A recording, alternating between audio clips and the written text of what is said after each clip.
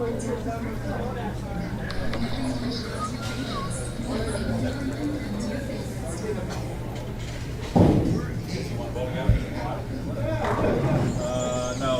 Still not. You're going to be next to us.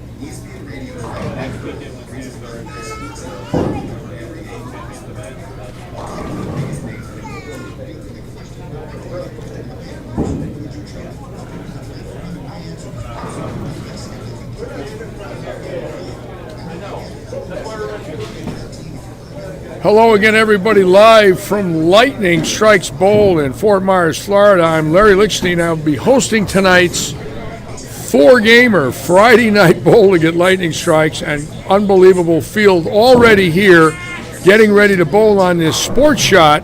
Keep in mind, tomorrow's $2,500 first place scratch event is not a house shot, and wait till I tell you who's bowling tomorrow. You folks won't believe it. Tonight we also have some great bowlers bowling. Tim Foy Jr. is going to be sitting with me for a moment in the booth. He's the young man that made the show a few weeks ago and only had 300 shot at him by Chris Vi. Kurt Pylon is going to be sitting with me. 3 USBC Eagles in all events title, 2 team titles. Lots of other bowlers we're going to be watching tonight. Very strong field tonight in the 4-game sweeper.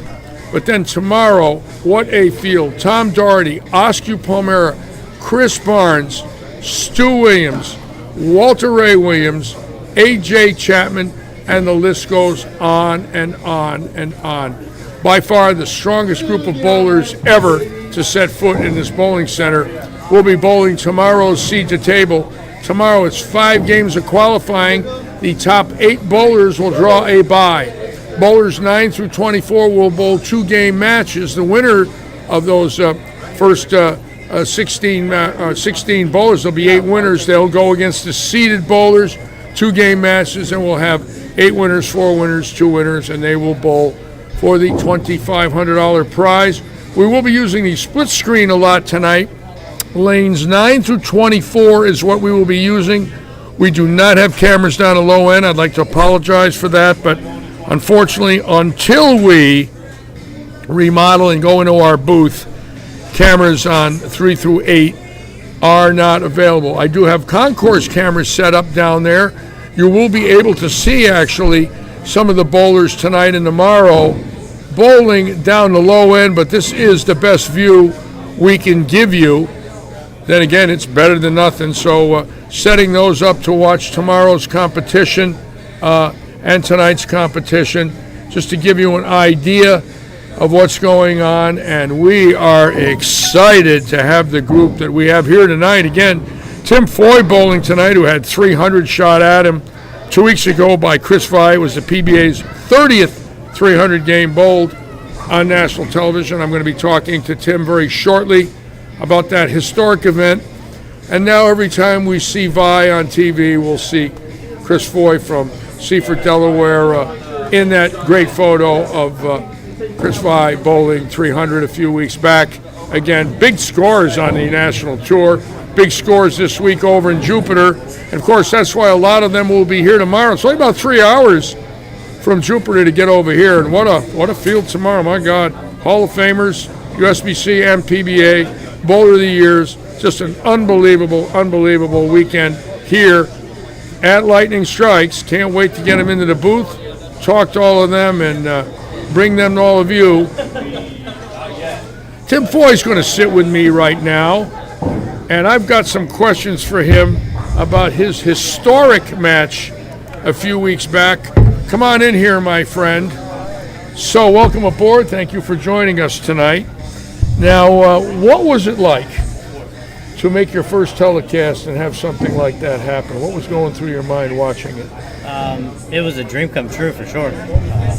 Every day growing up as a kid, all I wanted to do was bowl and tour. All I wanted to do was bowl on TV. Yes. So to live that dream, Yes. I was a kid in a candy store. Yes. Now, after the show, what did Vi say to you? What was your reactions with each other casually after the telecast? Oh, it was like how it was before the lanes. Everyone out there's friends with each other on and off the lanes. Obviously, Yes. while you're on the lanes, you're a competitor. Yes. You want to win. Yes. So you have that competitive nature. Yes. But once you're off the lanes, what happened during the match? I was happy for him, without doubt. I was a part of history. Yeah. Yes, you were part of history, The other and side what of a it. wonderful history. Still to make your first show, Yeah, without a doubt. and then have a man shoot the 30th 300 in the history, the 60-year history of televised PBA bowling. Unbelievable. Yeah, it was awesome to have a front row seat, that's for sure. Now he made 10,000 for shooting 300. Yep.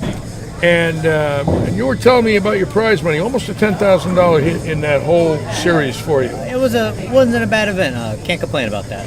Great, fantastic. Now, you said a dream, and so you're making TV for the first time. When he's got 6 or 7 in a row, are you thinking he's going to bowl 300? No, because he kept going light, and he had a couple shots that he got good breaks on. Yeah. He looked like he had a plaque 10 coming to him. What it looked like. Yeah. But I mean, his pin carries very well. Yeah. High rev rate, stuff like that. A lot of Yeah. power. Yeah. So, but at the same time, I'd only missed once halfway through the game. We went to commercial. So break. you're thinking you still might have a shot if he rips a 7-10 or gets in the oil 2-8-10 or something silly, a 4-9 or whatever. Or even if he just spared someone in the early part of the match. Yes. Going into the commercial, Yes. I'd only missed one time, which was the first frame. Yes. So even when I plaque 10'd in the 6th frame, Yes. I struck in the 7th, 8th, and 9th. At this point, I can still shoot 269. So he needs to fill the game. He needs Yeah. to go at least 9 in a row to beat you and mark the 10th. Correct. And Right. Yeah, so Right. when he stepped up first, because he finished first, so when he stepped up 9th and 10th, he went spare. Yeah. I can still step up to Sure, beat him. you could beat him. So by all means, I felt like I was not out the match, and then he threw a great shot in the 9th. Now, when you went home, what was it like with your friends and your bowling center and your family and everybody you know? What was it like to go home after that event? That's when it sank in that I had actually just got done bowling on TV. Yes. I was still kind of like, I needed to be pinched to see, because there's no fans and all that kind of stuff. Still Yeah, it's a kinda, little different. Right, so it's a little different. So that was the reassurance of like, hey, this really did happen. To see the excitement everyone had. Yeah. And just how happy and how It is historic. Right, yeah, because It's wonderful to watch. Yeah, 'cause in you my know, era- as a spectator, I saw the first one as a kid with Jack Biondelillo, and I was at 5 or 6. But every time I see it, it's the same feeling.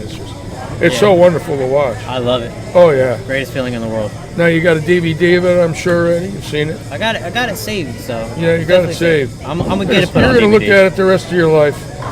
Someday you're gonna get a little lonely, a little bored. You'll be a little awake and say, you know what, I want to watch that again. And Or when I start to bowl bad, I can look at it, go back and watch, and be like, all right, yeah. I can do it. If I start to have doubts in myself. Now the two-hand style, is that the way you always started?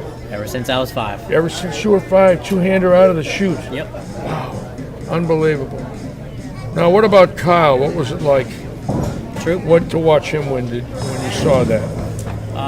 He was the one I thought was going to win on the show. Yeah, he's amazing. It's very good. You know, I was with Very his nice. dad when his dad's first win. I was there that night. Right. In Battle Creek, Michigan, and Guppy was in orbit. I can imagine what it was like, 45 years later to watch his son win $250,000. It's just Couldn't imagine. breathtakingly wonderful to watch. So happy for their family. He had lost his mother, and Yep. he won that one for his mother. It was without a doubt. wonderful. That was great to see. I ain't gonna lie. Well, you're going to bowl tonight. You're going to just size them up a little bit Yeah, gonna try. and get ready for tomorrow. Now, the last time you bowled in an event that I ran and worked at, you bowled for the title, so maybe it'll be an omen. You bowled for the title in Morgantown. Yeah. When I live streamed you about 4 years ago. It's been a few years, yeah. So I want to bring you luck. Let me live stream you here for a win. What do you think? I like that idea. I like it too. Thank you. Thanks, Larry. Best of luck to Thank you, brother. All right, Tim Foy, wonderful, wonderful young man. And now we're going to get Kurt here. Now, this is going to be a lot of fun because I have a Detroit legend with me, the great Kurt Pylon, and we were talking about your USBC record. And what year did you win all events? 2018. So And just a couple years ago. team. Same year we won, and then so 2018 team event, and then all events. And back in '97 we snagged the first team event. Wow, so 2 Eagles in 1 year. A little later in your life, Yeah. you I got like that. much better as you got older. Tell me about that. You know, I don't know if it's better. I think it's just continuously trying to improve and bowl against the Yeah, guys. I mean, yeah. I haven't stopped throwing shots and not stopping trying to get better either. Just constantly Yeah. learning, Larry. It's Now, growing up in Detroit, tell me who the idols were when you were a young boy. I know who mine were because I can name them, but I want to see if we have some of the same. probably not the coach that I grew up with. Dan Ottman, he loved all the old He was school wonderful. guys. Oh, wonderful man. Yeah, he started a lot of good junior programs and taught us kids in the junior programs to really Yeah. appreciate the game. Yeah. And that's kind of where I came from. Yeah, he was a great promoter. Wonderful man. God bless him. I didn't get to know the big superstars from the 60s, the 70s, stuff like that. But the guys when I was growing up, the local guys that were really good. And Detroit just had guys that were, they might not have ventured on tour, but they were really good. Yeah. But we had Bob Goyke. Great bowler. USBC. Great player, good guy. Hall of Famer. Absolutely. Mitch Jabsinski, and those two guys kind of hung around a little bit. Yeah. Gene Stuss. Yeah. Great bowler. Fantastic guy as well. And he was one of those guys that as much success as he had as a senior, I wonder, He was even great before then, but He was because he great. kept his career till he was 50. Exactly. But the minute he went out on that senior tour, my God, he was a factor from literally week 1. Oh, yeah. And, Yeah. what I learned from that, Larry, was the guys that I was competing against at home were at a higher level, Well, they taught you to compete too. Yeah. When you see that and you witness it and you grow up in that environment, I always believe that the better and the stronger your environment, the more you see as a young man. Oh, absolutely. And if you're surrounded by champions, it does rub off a little. Absolutely. You saw a lot of winners in your life. You're trying to fight against these guys, no matter what age they are. Yeah. I've come to the idea that no matter what age somebody is, once Yeah. they put their shoes on, Yeah. their money and their talents are out on display. Yes. And I don't care myself if it's a 20-year-old kid. Yeah. Like I'm after his side of the money. Yeah. Or if it's if it's somebody that's older than me. Now, did you bowl in the Detroit Classic at the Thunder Bowl in Allen Park? Yep. When I first in early '90s, Yeah. I bowled both the All Stars, the Tuesday All Stars at Yeah. the Thunder Bowl, Yeah. and then the Travel All Stars on Thursday Wow. nights. Wow. I was in there as a young man. In 76 and 70, AMF Grand Prix was in the Thunder Bowl. Okay. In December of 76 and 7, it was an NBC show. And it was bowlers had points to get in it. Okay. And Earl Anthony won 1 year and Jay Robinson won 1 year. And it was cold. It was 0 every day in December there. Yeah, there's not too many good reasons. Well, what a house that is.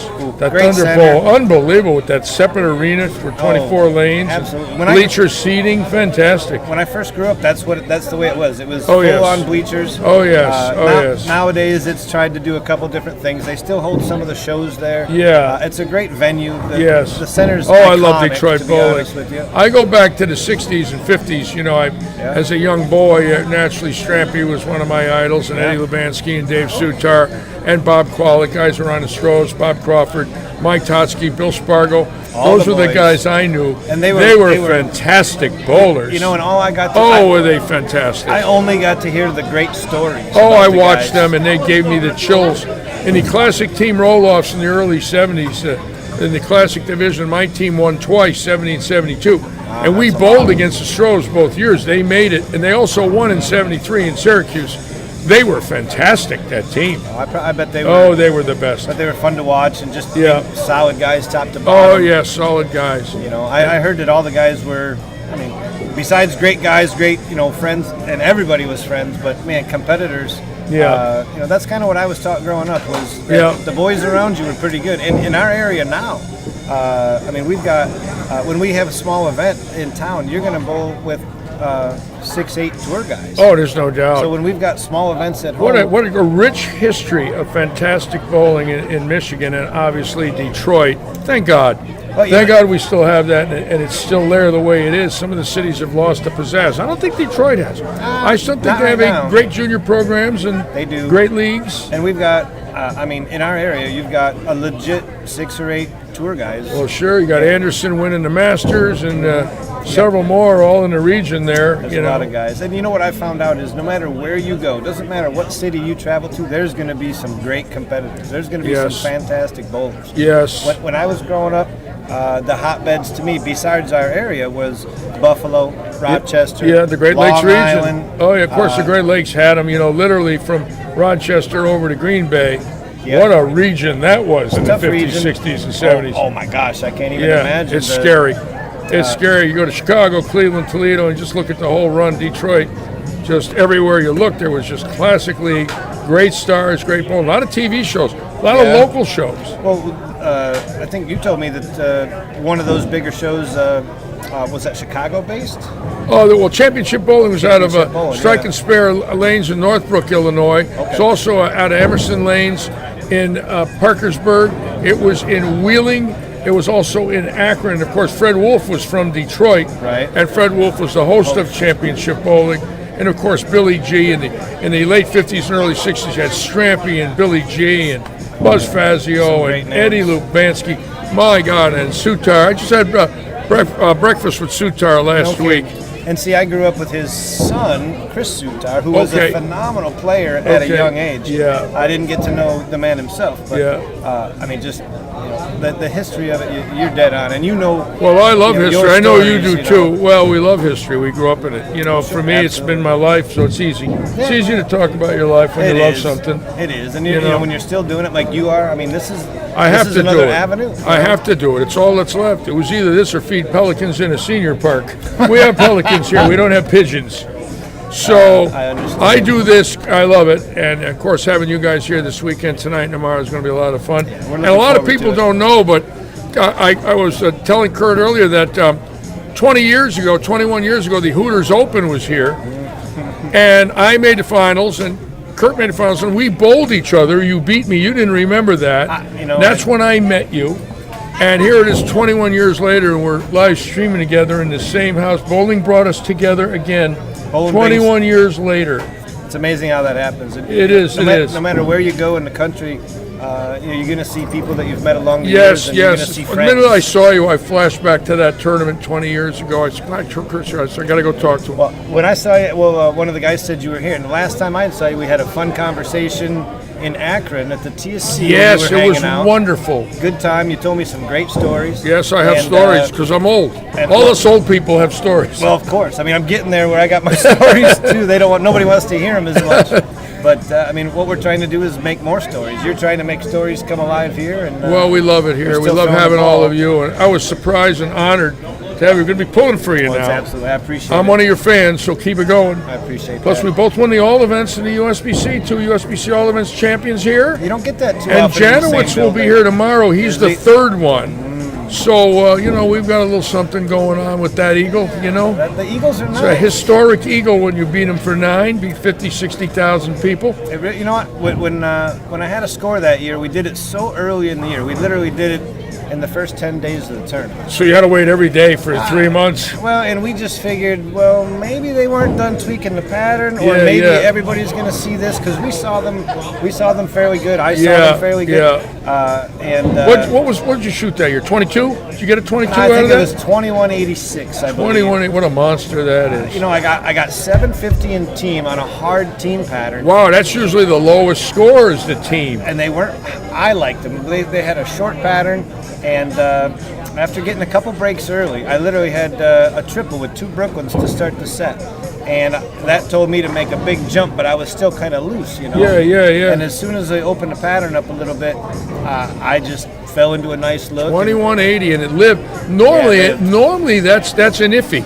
Oh, With sure. some of these guns like Buttriff and some of these guys Well, that when come you- in there and just whack them.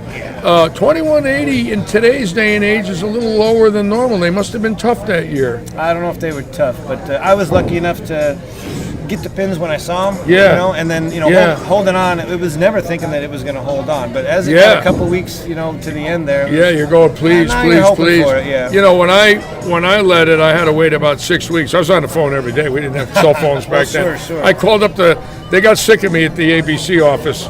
They said, "It's what's leading all events." Oh, by about a week in, they knew who my voice was. I didn't have to say, "This is Larry." Yes, Larry, you're still leading. Thank you. Right. You're just a quick call in the morning now. Yeah, my score was a lot lower, but again, it was a different age. But somehow 2060 led it from April on, and it went into early June, and you got an eagle sitting I got an eagle, and then the next year I backed into a team with McGrath and Petraglia and Schlegel and Gerhardt, and it was a thrill to be young and have that happen. It was 19 and 20 when I got two. At that age, early. 19 and 20. You had a phenomenal kickoff to your lucky. start of your career. Very lucky, very honored. Well, even when you went on tour, you had early, you did did pretty well. I did well, first. but I still do well with the memories. I love the memories. Absolutely. They carried me all these years. Sure. Those wins carry me to today. They hold a lot of weight. They carried me 50 years. That's a long time. Yeah, that means that they hold them right here. It means a lot. It means a lot. There could have been more, but I'm happy with what I got. Sure. It'd be no means, a Davis or a Petraglia on the left or any of the great righties of that day. Johnson and Burton and Zahn and Ritker and Stefanich were from another world. Oh yeah. But I bowled with them. Yeah, that's and the I deal. bowled them in match play, and I had a career for a while. It was fun. But you get to tell the stories about your thoughts on those superstars. Oh, they super. And I've been bowling enough as a journeyman tour guy where I've seen a lot of different guys, and the guys that I grew up with that were superstars, they're still superstars, and then some of the young guys are amazing to watch. I want to beat them, but some of these guys today, my God, there's gifted. Gifted talent.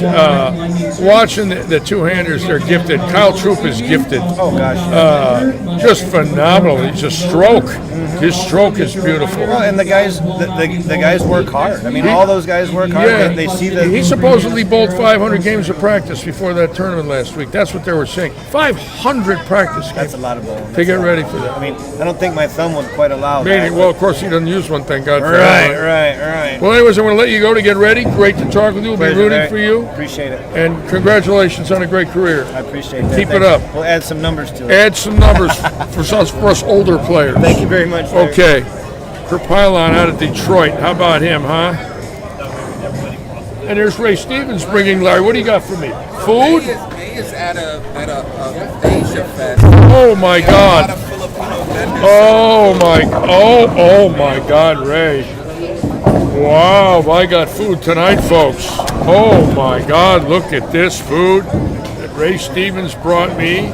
A skewer of shrimp and beef and rice. Thank you. Okay. And we're filling up down there now, folks. Check it out. Got some people coming in for the 4-gamer. Keep in mind, we did not introduce the pattern until tonight. So keep in mind a lot of these bowlers wanting to bowl tonight before tomorrow's action. Again, big guns on their way here, coming over from the East Coast. Big guns. Oscar Palmera, Chris Barnes, Tom Doherty, and the list goes on and on. Heavy hitters tomorrow, lots of PBA champions. Thomas Larson, A.J. Chapman, an enormous group of greatness coming here as our tournament season really kicks in. Of course, next weekend, the iRoof Open, Friday, Saturday, and Sunday, non-PBA champion event. And then the end of March, $5,000 in the Eddie Foods Open. Tonight is the start of the Seed to Table Open. And of course, in April, the PBA Senior Tour here, the inaugural event, the Pro-Am sponsored by Audi of Fort Myers. Dave Forbes presenting Johnny Petraglia a check for his charity for $5,000 the day of the Pro-Am. Johnny's going to bowl that event. unbelievable action here in Southwest Florida.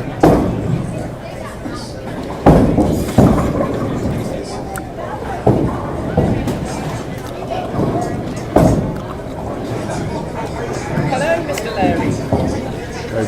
We're going to be using cameras 9 through 24. Do not have 3 through 8. I'm very sorry about that. But we can do this if we have to.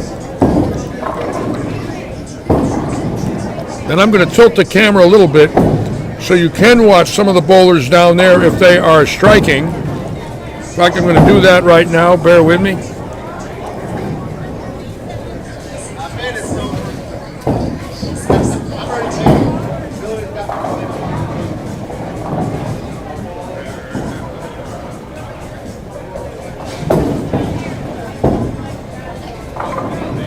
So we will be able to watch them a little bit from a long way away, I guess. But it's better than nothing.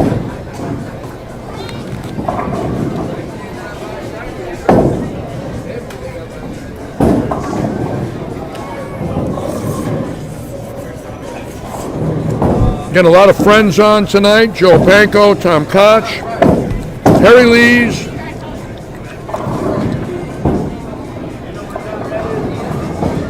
Palermo. How's that, Cooper? Don Cornett, Rick Wilbur. Welcome aboard, everybody. Thank you. Bobby Mason on. Thank you all so much. Palermo. I'll get it. Don't mind me. Anything more than 4 letters, I have a problem.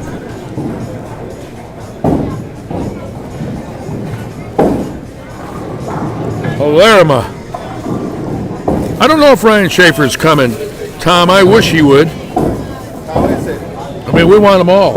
It's delicious, delicious. I got some in the car, man. We want all the big names. That's why Robert Eddy does this. We are honored when they come here. Of course, Walter Ray will be here tomorrow. As you can see, John Rakoski here tonight. Getting ready. Daniel Gacera coming in. Some of our regular locals and some touring pros here. Tim Foy, of course, from Seaford, Delaware, and Kurt Pylon from Detroit.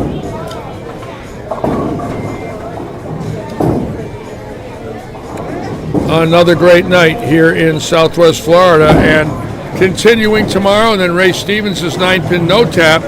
Sunday, Paramount Residential Mortgage Group, already up to over 120 entries in that. Then we'll be on the air Tuesday and Wednesday night with the Audi League, the Oaks Farms League, and then next weekend, the iRoof. Friday night sweeper like tonight, 1,000 guaranteed next weekend on Friday night. Saturday's event, senior and junior event, and Sunday match play for that. So a big weekend here again at Robert Eddy's Lightning Strikes. And the bowlers coming in, talking, laughing, getting their thumbs right, their equipment right, their grips right, the tape right, all getting ready. A very wonderful group tonight, a strong group. Keep in mind, Tim Foy, 2 weeks ago, Chris Vi bowled the 30th 300 against Tim Foy in PBA competition, so it was historic for him. Fine young man out of Delaware, a home of Joe Biden. How about that? Yo.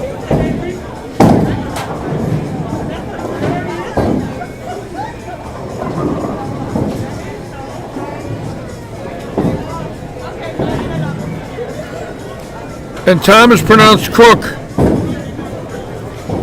Well, that's okay with me, Tom, now that I know.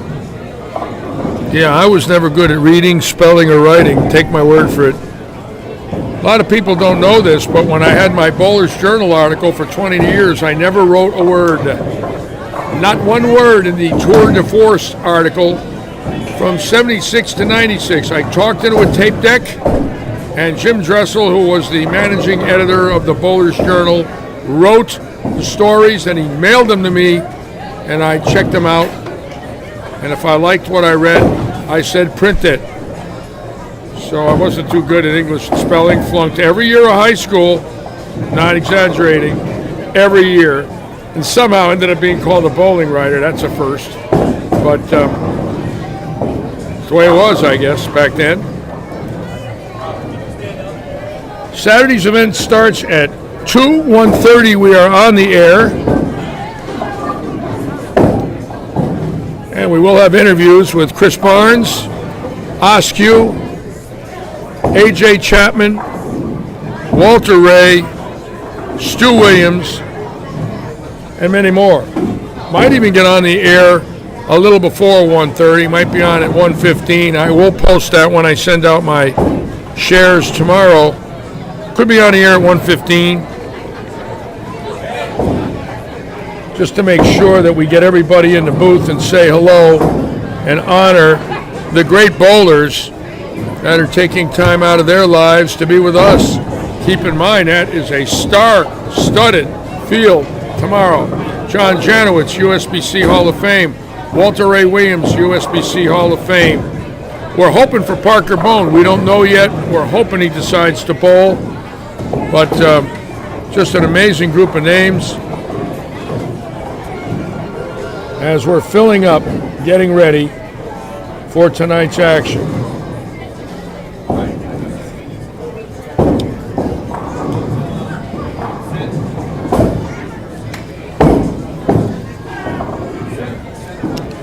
Now we do have a league bowling tonight.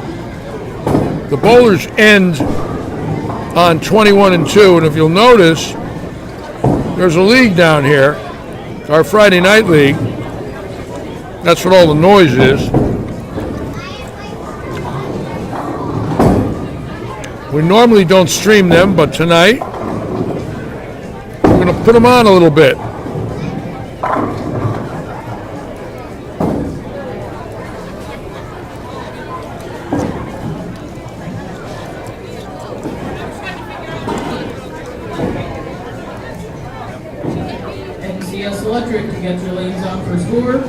Well, Tom Cook, thank you.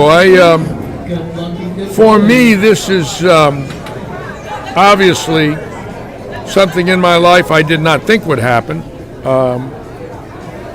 And I try to do the best job I can, and I certainly don't mind being critiqued in any way.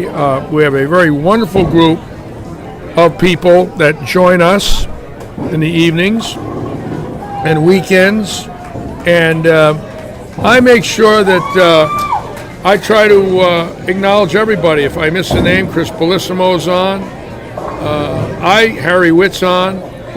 I try to acknowledge everybody that comes on simply because you people taking time out of your lives to be with us, and that is an honor. It really is.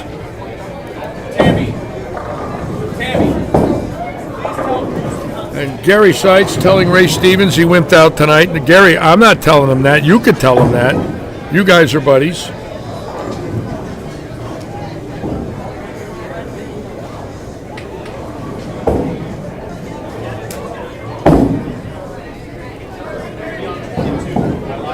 No, Matt McNeil is repping the Storm products at the Tournament of Champions, so Matt McNeil will not be here. Mickey Bennett on tonight from Massachusetts, my sister. Hello, my dear. Ellen Tybee on. Welcome aboard, all of you. Mickey Bennett is my sister. Take a look, Mick. Do I look like Daddy? What do you think? Am I a clone of Benjamin? I think I am. I'm going to be a 72-year-old clone in May, Mickey. 72 right around the corner. Unbelievable. And thank you, Susan. Hope you're doing well, you and Mitch. Mitch Moskowitz and his wife, Susan Langtot. Welcome aboard. Got another great group tonight, and we've got horses tonight. ladies and gentlemen, a strong field of horses. This will be interesting.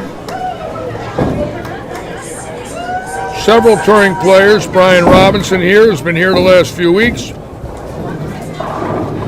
Some youth bowling tonight. Adam Bailoff bowling.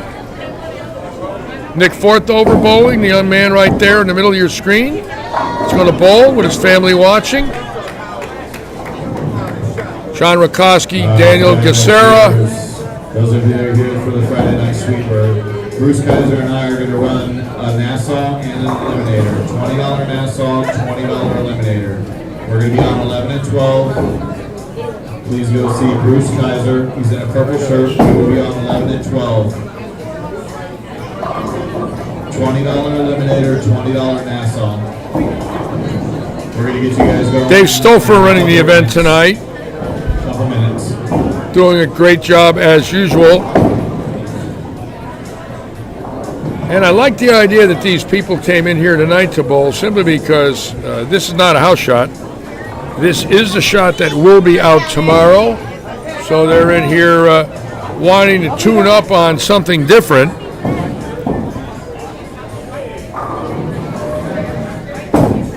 I don't know the name of the shot, Joe. I will find out for you shortly.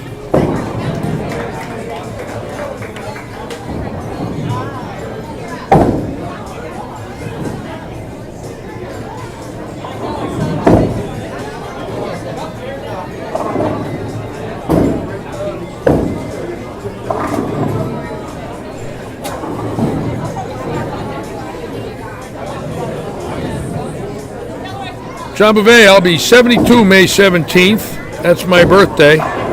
Joe Lassick on. Mickey, the 19th, I know that. Very nice. Michelle.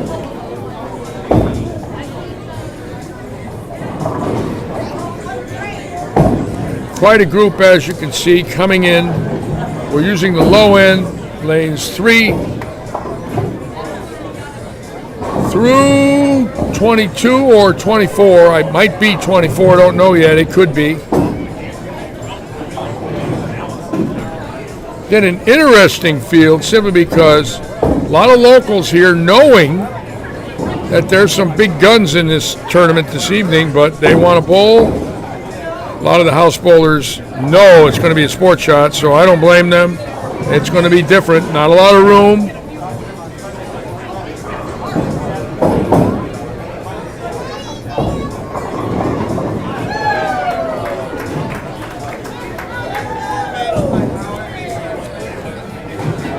Of course, it might be a challenge shot. I don't know. I'm going to find out shortly. In fact, let me go find out real quick exactly what we've got here. Bear with me a moment.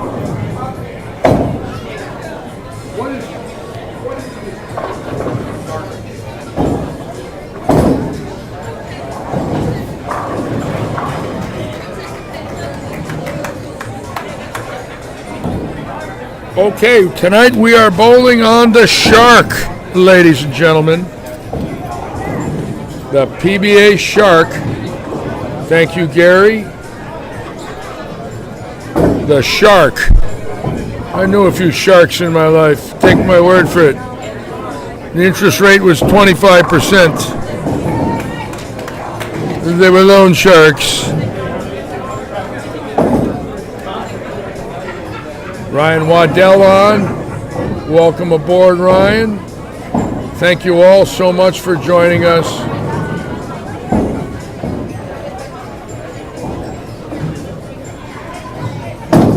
Kenny, unbelievable scores Wednesday night in the 3-gamer with Baranecki shooting 815. Brian Robinson bowling tonight, shot 760 and was 4th. Wednesday night in the 3-game sweeper, John Van Baren was 3rd with 770.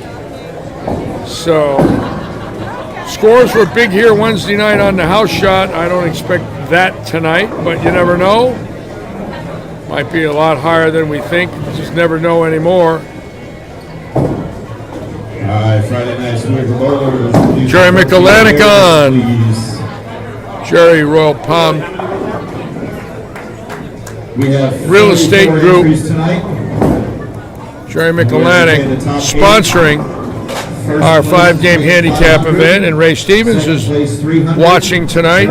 He sponsors our 9-pin no tap this Sunday. 5th place 120. So we have sponsors here, friends here, league bowlers, tour stars, USBC Eagle winners. Eliminator, $20 a piece.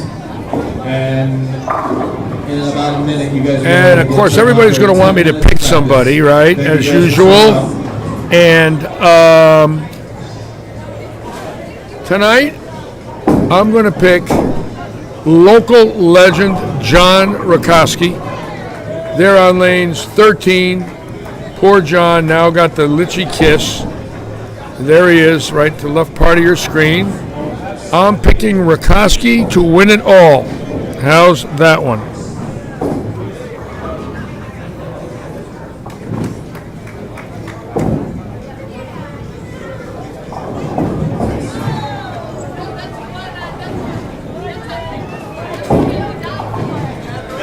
It's the whole check mark thing and everything, right? And wait till tomorrow. Tomorrow is the nuclear aircraft carriers come in tomorrow. Walter Ray Williams, Chris Barnes, Tom Doherty, All right, once you send it out, I'll make the announcement to hit the check mark. Oscar Palermo, A.J. Chapman, Sean Maldonado. Just an unbelievable group. Thomas Larson, Stu Williams. Tomorrow we will have two of the greatest legends in the history of bowling here. Obviously, the man that many people believe to be the greatest bowler that ever lived, Walter Ray Williams. And Chris Barnes' record the last 25 years has qualified him for the USBC Hall of Fame, the PBA Hall of Fame, and Barnes and I were inducted together in 2019 on May 1st in the USBC Hall of Fame. I did not get in for my bowling ability, but he did. I got in for my hair growing ability and talking ability. You guys will get 10 minutes of practice. For those of you that are watching. So you guys will be skipping. And here we go. It's practice time here. Skip 2 pairs and bowl on the 3rd. In Southwest Florida. Paying attention. You skip 2 and bowl on the 3rd. Good luck, you guys.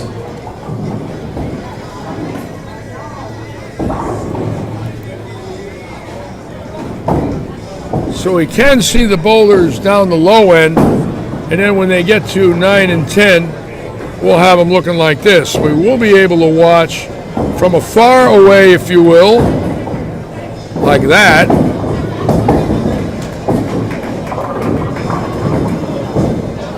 Kind of an interesting look.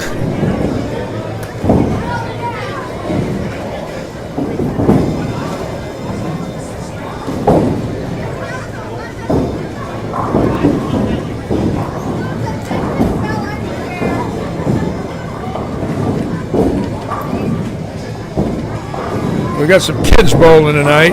Adam Bailoff bowling tonight. Very proud of Adam. He's a wonderful young man, one of our concourse attendants here, bowling very well in recent months. Nick Forthover right there with the shorts on 19 out of Lake Placid. Chase Stouffer, the young man on 22. Dave Stouffer's son. So we have youngsters, veterans, TV finalist Tim Foy, Robert Eddy right there on 7 and 8, and the great David Stouffer bowling.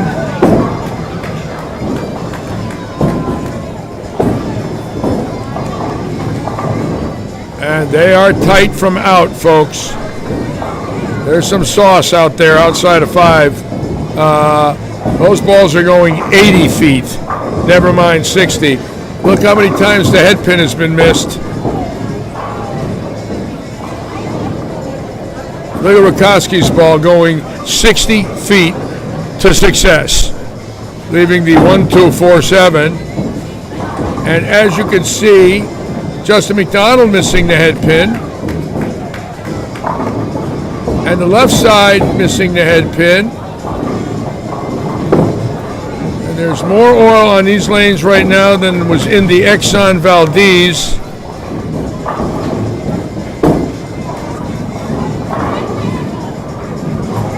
It's like the shot's right up 12, 13, right at him. And as you can see, a lot of balls going light. Let's your way in. Looks like third arrow. Stouffer looking good.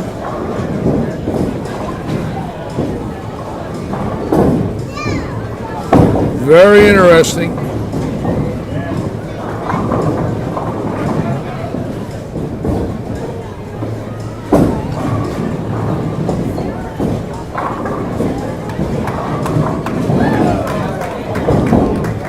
Yeah, no missing right tonight, folks. You miss right tonight, you miss the head pin. At least, I don't see him breaking down a lot, but as you can see right now, you miss right, it goes 60. And that's the way it should be for big money events. Tighten the fairways up, make everybody hit what they're looking at. Tighten them up, execution, speed control, the right equipment, the right revs. Spare shooting at a premium.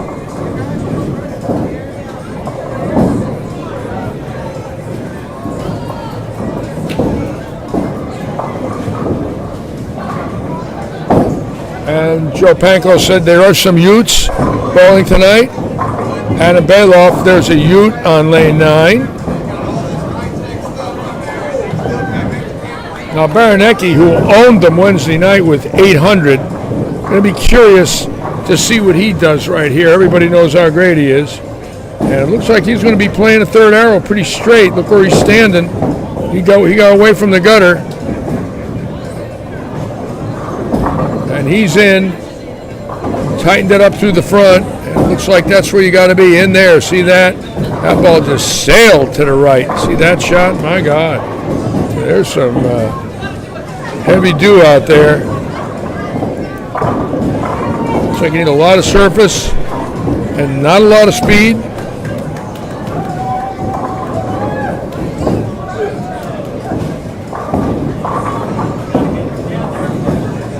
This is one of those shots, you lose it in the downswing on this, you're getting a 3 count. But it looks like the shot's in. Third arrow it ends. 15, 16, 17, tight through the front. That's what it looks like right now.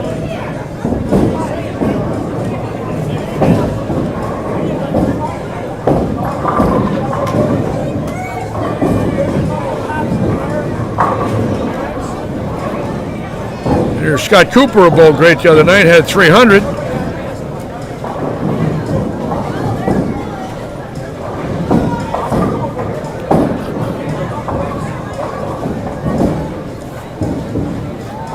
Looks pretty good there, right straight at him. See that? No head belly. Good shot for Hamilton right there. Wow, that ball hooked. A lot of surface, a lot of tilt. I'd have to back the hand off a little bit, but stay right there where he's playing. Just don't get around it as much. Let's watch this young lefty here, Nick Forthover out of Lake Placid. Nice shot for Forthover inside. Sliding it around 20 with the right foot.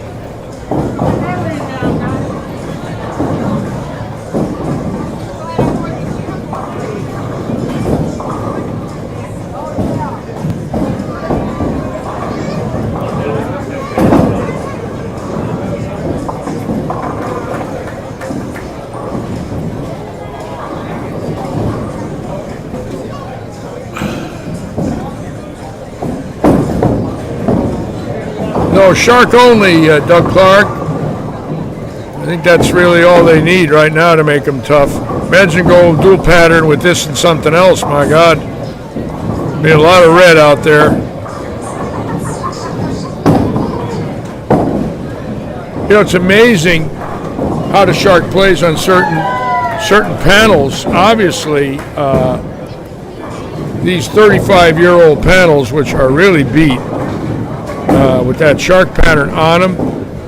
When there's a little carry down and a little burn in the head, so, oh my God, who knows what could happen. They could be brutal in Game 5 tomorrow. Look at that one, just out the window there for Gacera.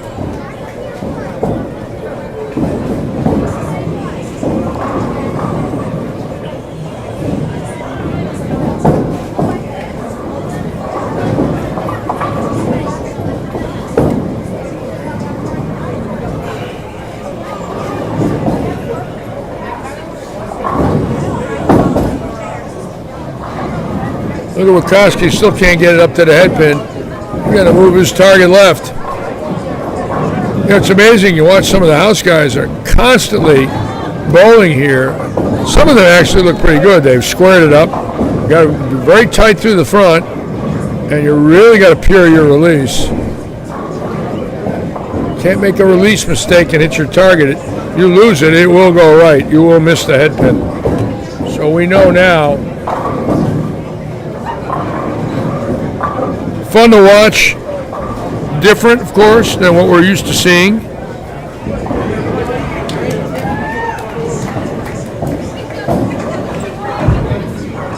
And again, honored to have all of you with us here in Southwest Florida.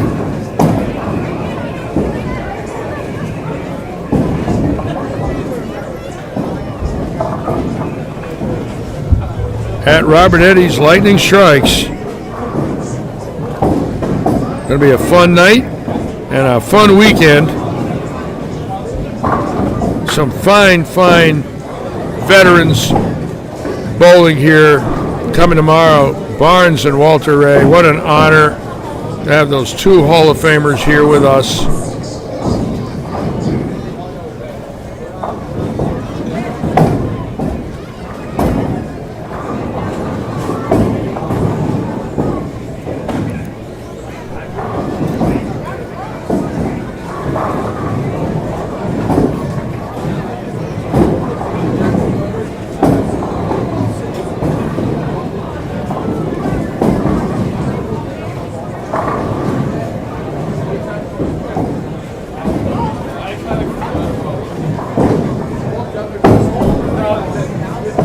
Of course, all our events here run on house shots, but the scratch events. Those are the only ones that we go with sport shots or challenge series, which is only right. I think anytime you're running a scratch event, you got to tighten the fairways up.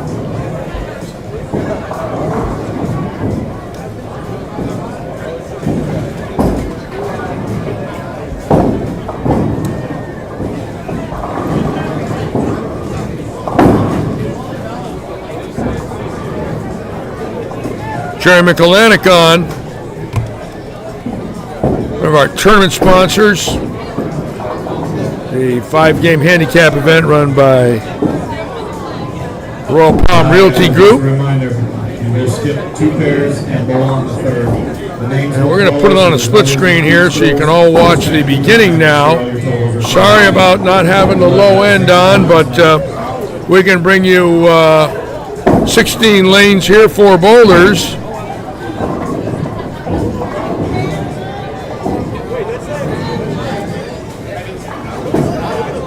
Got 32 bowlers to watch on this screen, which is pretty cool.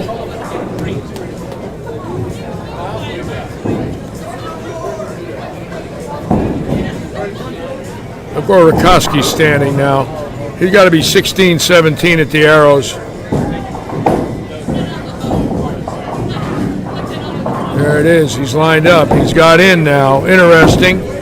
Didn't look too good around 12, 13. Moved in a little more. Got the pocket to the right of him, which is, I think, what you have to do here. You actually have to have the pocket to the right of where you're standing.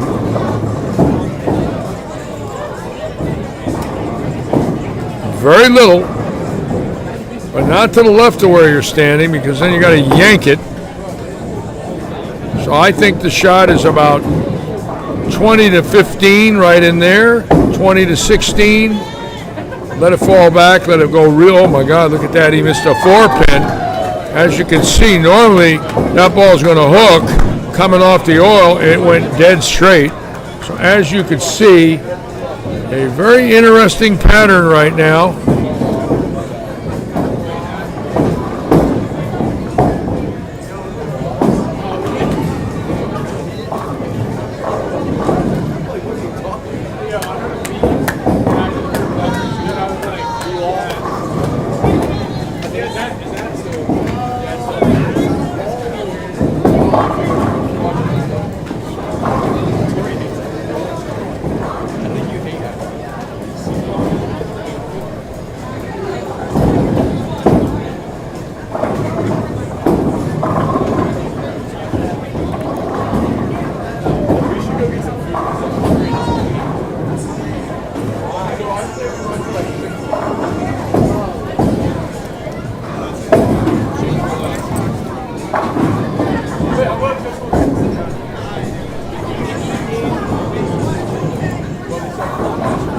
Billy Seymour, our GM.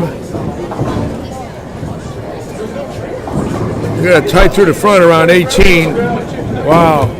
Close. Maybe another board left with the feet.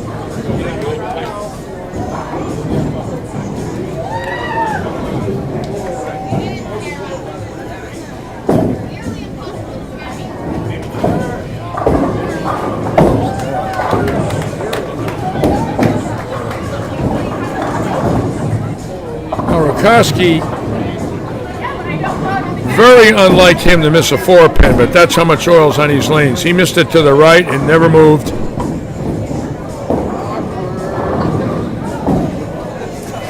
Wow.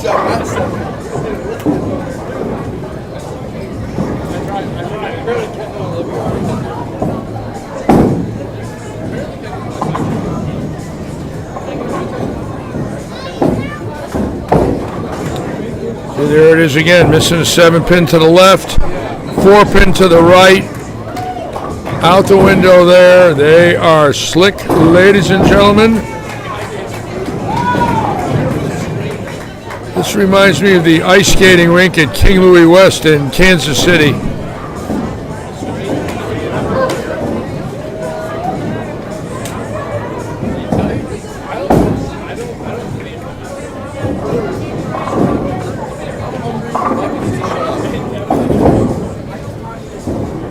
And Stouffer missing the head pin twice, his first 2 frames.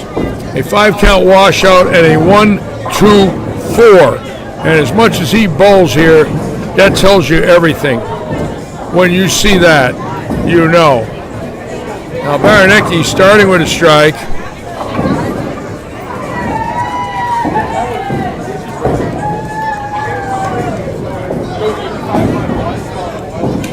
Keep in mind, this young man here has bowled on lots of Sport Shots and Challenge Series. The 4 years he was at Kegel, so he's seen this before, believe me.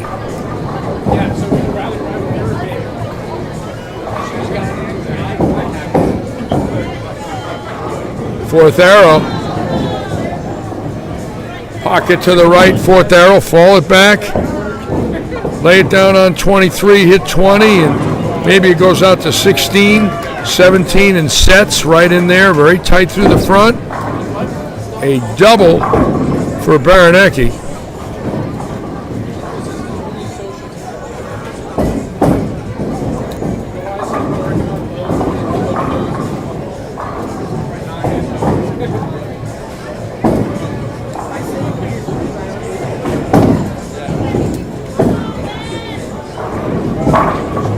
Again, we want to thank all of you. Bobby Senson, welcome aboard, Bobby.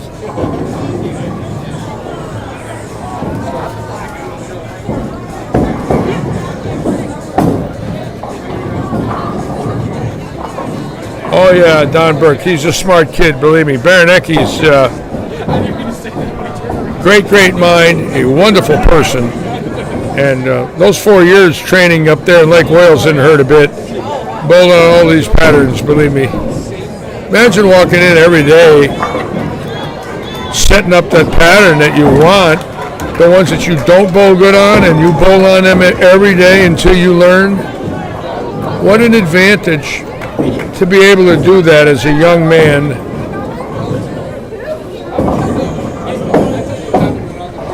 Ray, I got my appointment today. I'm in shock. Monday, 7:45 in Sebring. I'm going. I'm booked. I'm going to get my shot. Finally, after 10 tries online.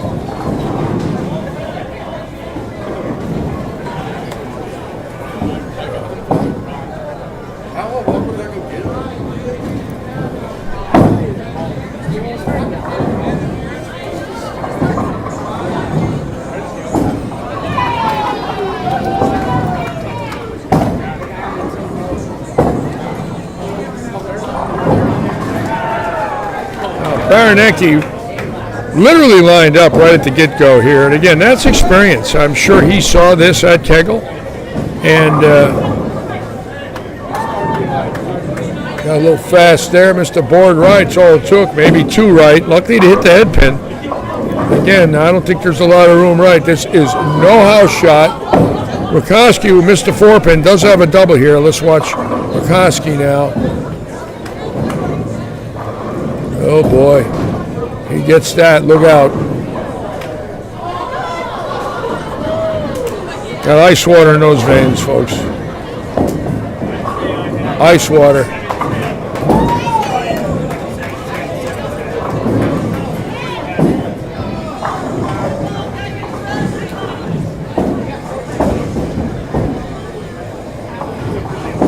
Wow. Slid right off the lane.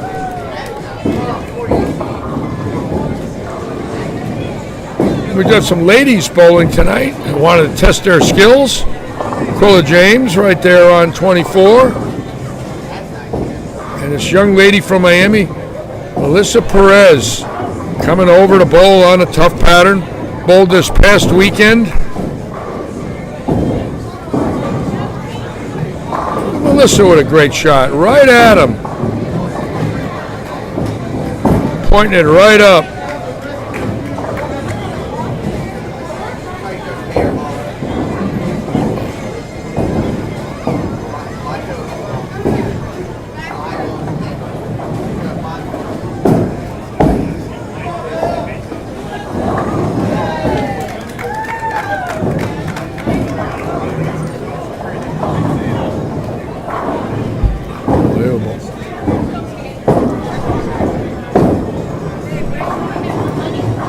Oh yeah, Baranecki looking sharp as ever.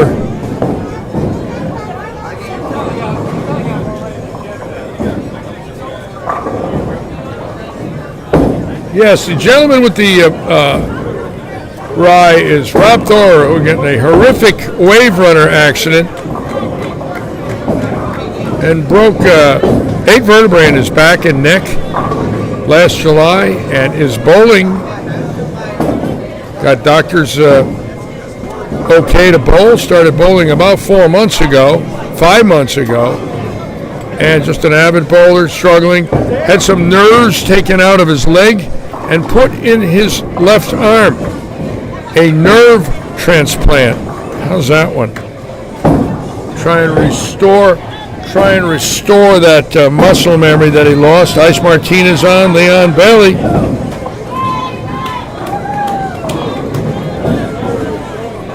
Rye Kanapic.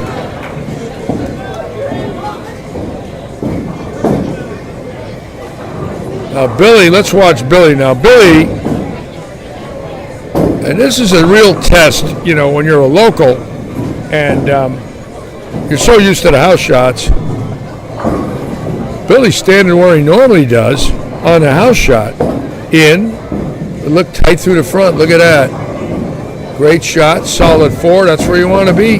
Tight through the front, Right over 16, 17 at the arrows. Very little belly through the front.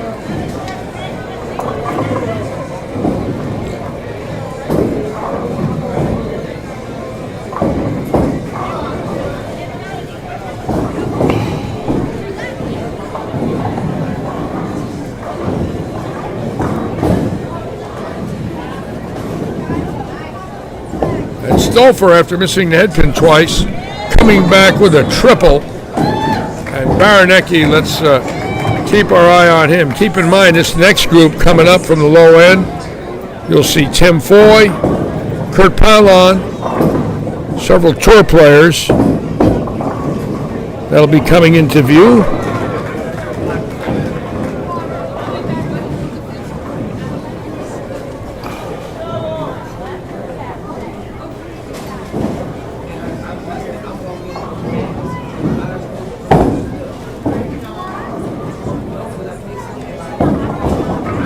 Wow, look at Baranecki shredding the rack. What a player.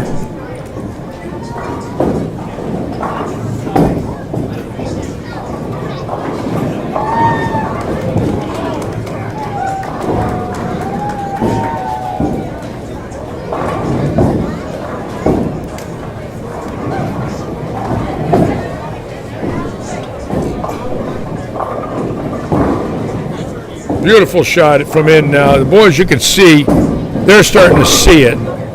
And there is a shot from way in, and it's good.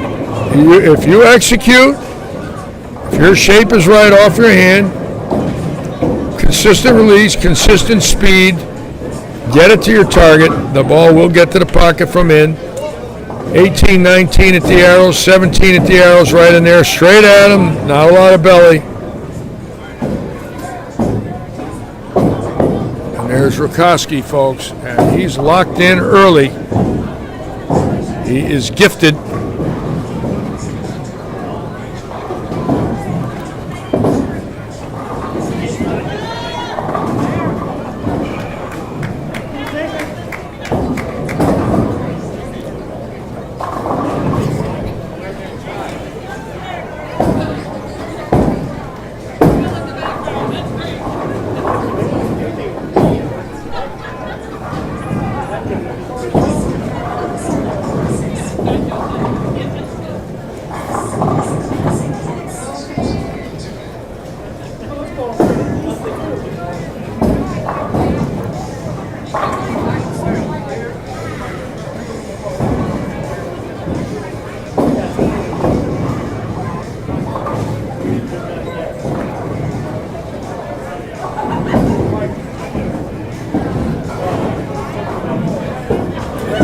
And Baranecki, who put a show on Wednesday night, shooting over 800 in a Wednesday night sweeper, off to a great start again.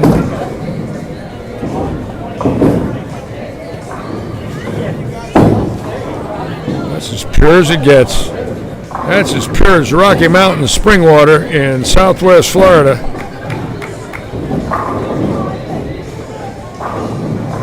And Rakoski right there with him, so now we know. Two of the locals for sure, Baranecki and Rakoski, locked in early.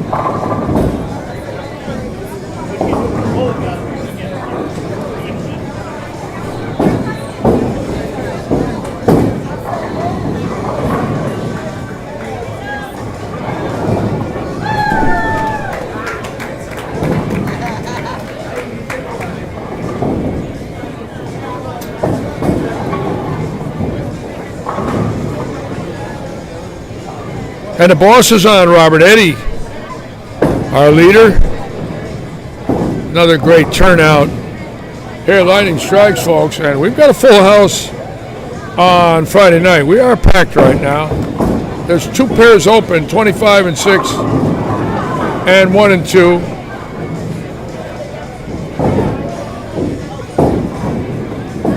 And a year ago, when you walked in here on Friday night, you'd fall asleep because there would be no noise. It's just an amazing transformation of a center that was basically foreclosed on, and Robert Eddy coming in here, investing in it heavily with a remodel, a great staff, and showing the bowlers how much he appreciates them by literally added money in all these events. $2,500 guaranteed for first this weekend. A month from now, $5,000 guaranteed. David Forbes here tonight from Audio Fort Myers, walking around saying hello to everybody. Just an unbelievable amount of people. Mary Berner telling us we're at 98 tomorrow. And when Walter Ray Williams and Chris Barnes walk in here, along with Oskew and many of the great bowlers, we are just honored and privileged to have them with us. It's just an amazing transformation of a center that was scheduled to be closed.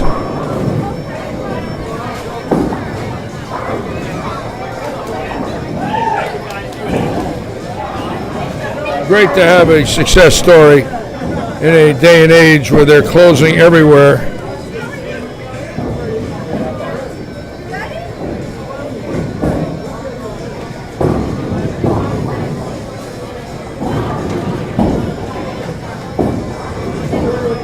Now Stouffer missed a headpin twice.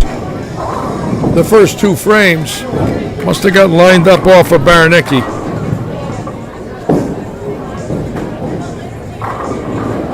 And he looks sharp as a tack. And if you look at Stouffer, Baranecki, and Rakowski, they are locked in and loaded. And they are factors, the 3 of them. Could easily win this tournament tomorrow against the big guns. Obviously, they got to be pumped knowing that tomorrow they're going to be bowling against some of the greatest bowlers that ever lived.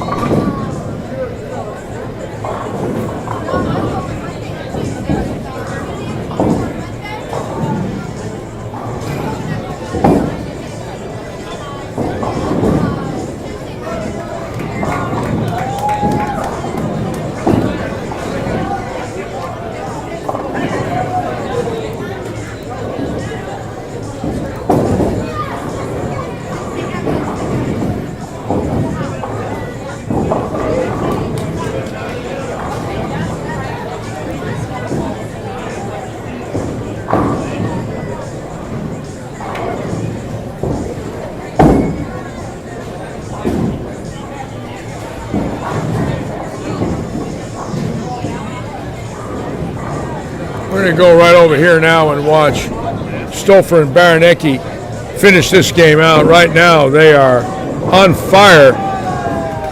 Stouffer getting right on top of Baranecki, right on him.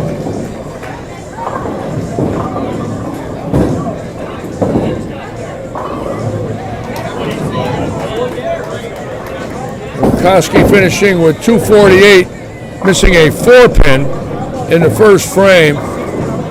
And there it is, Rakowski, 248, a dynamic player.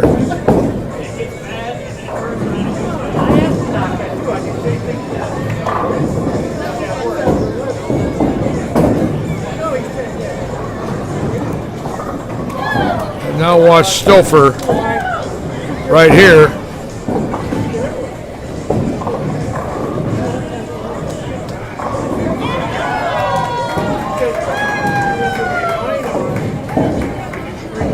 Just amazing touch at the bottom of that swing. It's wonderful.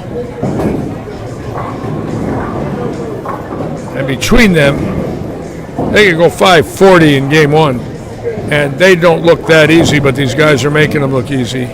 You've got to really execute speed control, right tilt, right surface. Got to stand in the right spot, look at the right target. Not a lot of room, but if you execute, they're playable.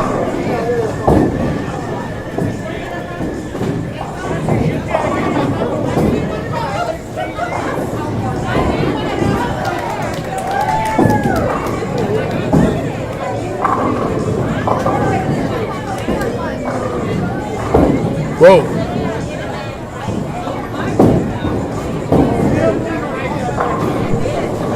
Great shot by the Baron there. Wachowski with 248, Billy Seymour with 204. We don't know about the low end, but right now it's Stouffer, Baranecki, Wachowski doing all the damage.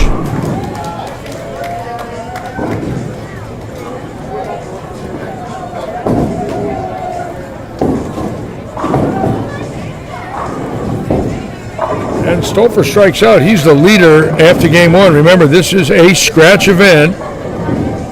The score is the score. No 90% of 235 here.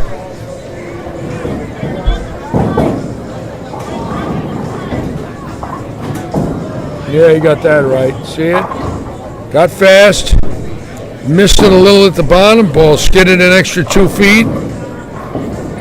Went to the right, hit that puddle, and good night, Irene.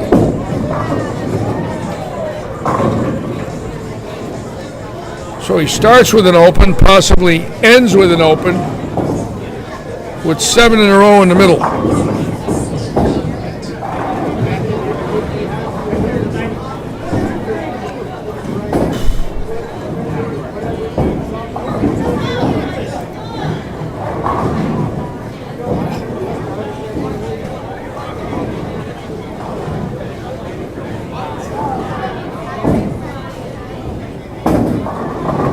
Not often you'll see Stouffer throw 232 with a 7-bagger, but as you can see, 2 mistakes, one early, one late.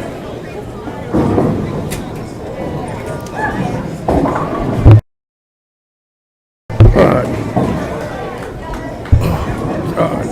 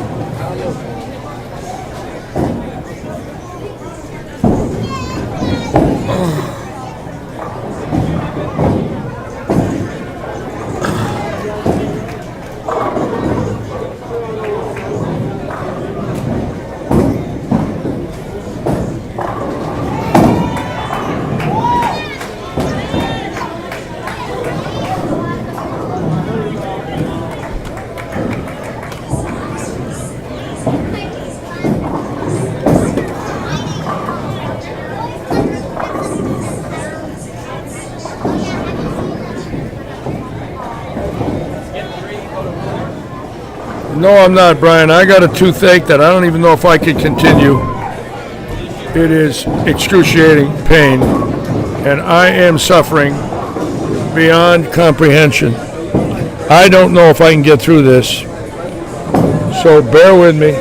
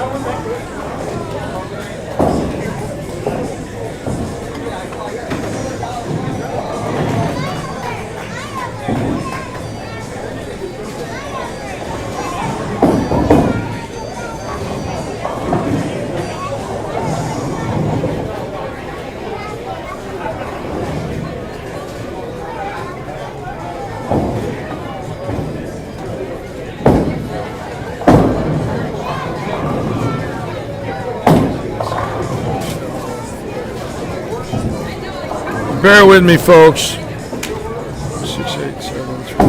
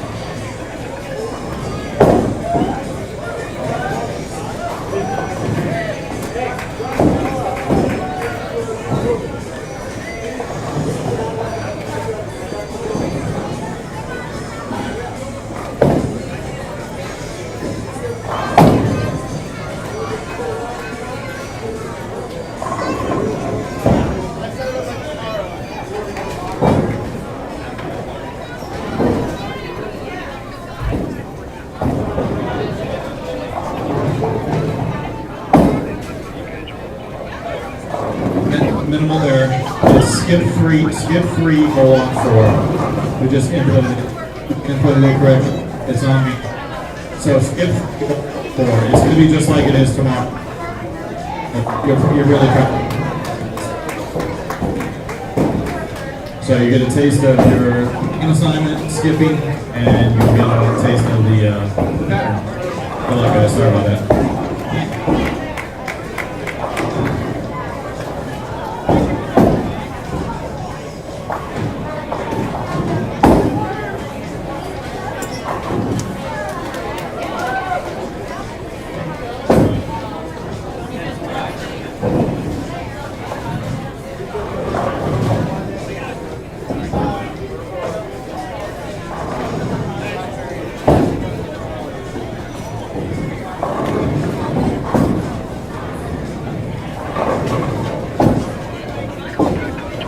Just bear with me, folks. I'm trying to get through this, and it is excruciating pain right now. I am suffering beyond comprehension. Just bear with me.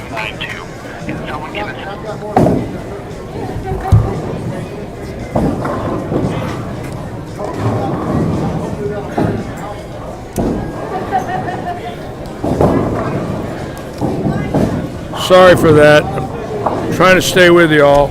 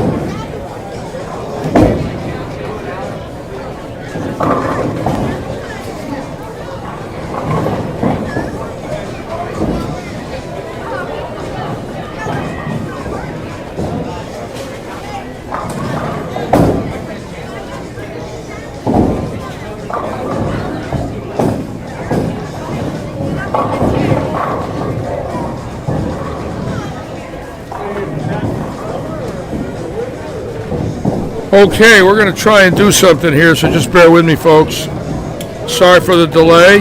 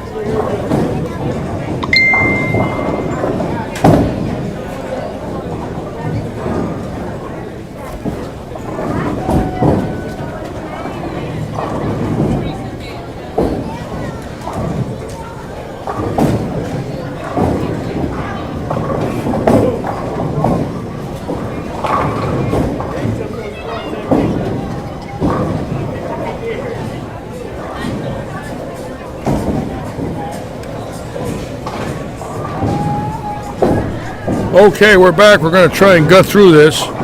Thank you for your patience, everybody. We do have scores now. After game one, it's Evan Baranecki with 257, and Brian Robinson also 257. Kurt Pylon 254, John Rakoski 248, Bobby Hamilton 233, Dave Stouffer 232, Tim Foy 230, Matt Kuba 225. Richard Cheney, 215. Chase Stouffer, 214. And we're now in game 2 of this 4-game event. I'm Larry Lichtenstein. I will be your host. Sorry for the little bit that I had to get away. I got a toothache from another world here. And I'm going to try and get through this tonight. Somehow, if I can.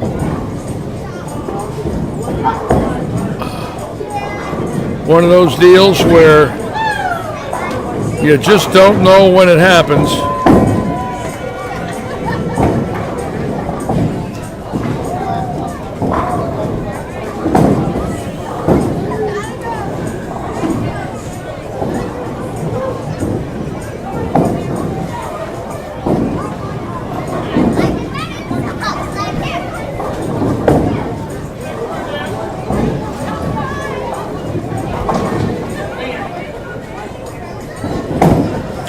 Okay, we are in game 2.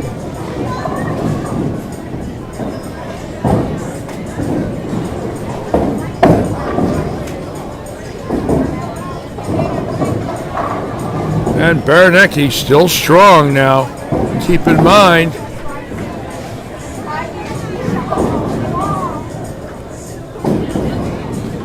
scores on our scoring units. I do not have TournamentBowl.com hooked up. I'll try to get it for all of you.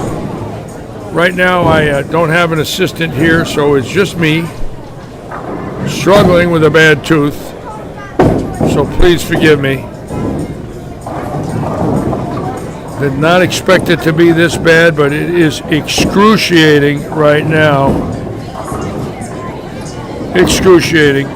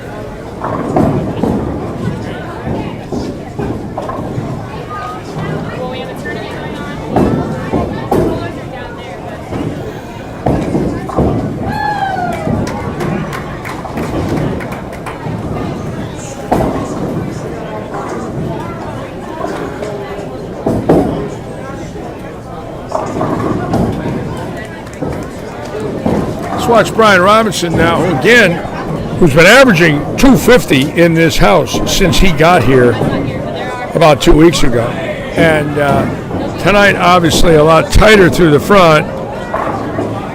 Robinson leading the tournament, right there with Baranecki.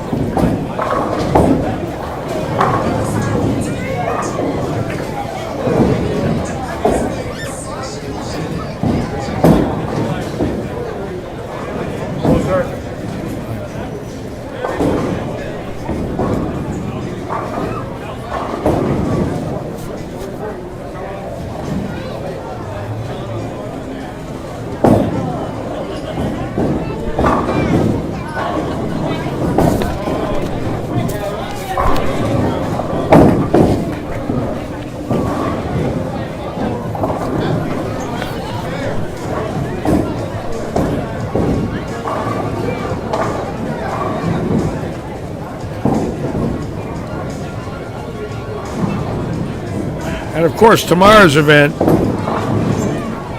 featuring Walter Ray Williams, Chris Barnes, Oscar Palermo,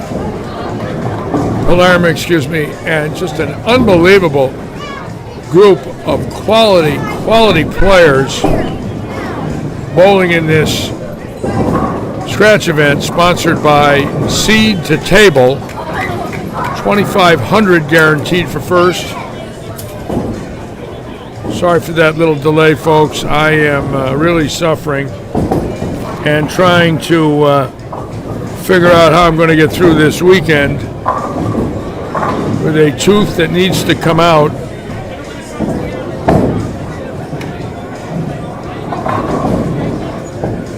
That's going to be real interesting tonight. I don't know what I'm going to do. I need a doctor, need a dentist tonight.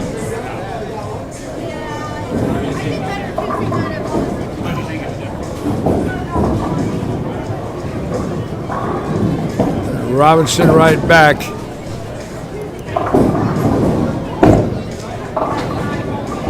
And a little chink in the armor right here with Baranecki, his first open.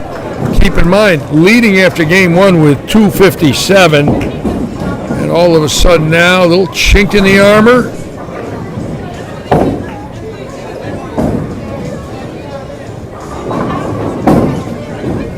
Stouffer, who had 232 with two opens in game one,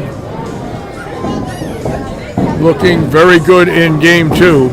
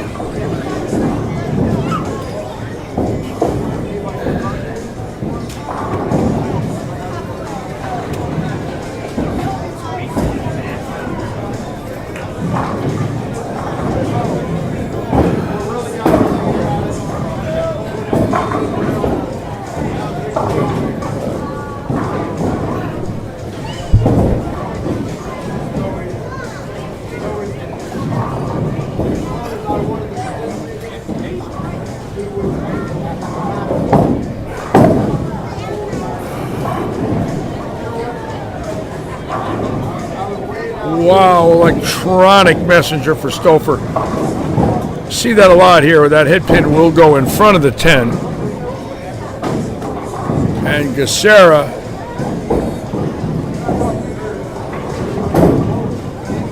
missing an easy spare.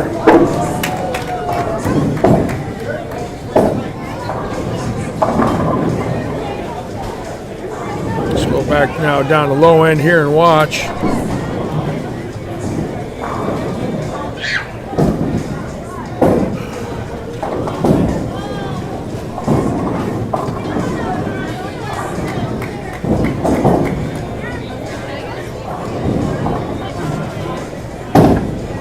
Well, it's bowling time again. Thank God we had Jupiter, because that's the reason we have them. And that's okay with us. We love it when the big names come here. Obviously, tomorrow's field with Barnes and Williams, Askew, Stu Williams, Thomas Larson, all PBA champions. What a great day for bowling. Tomorrow we'll be here in our facility.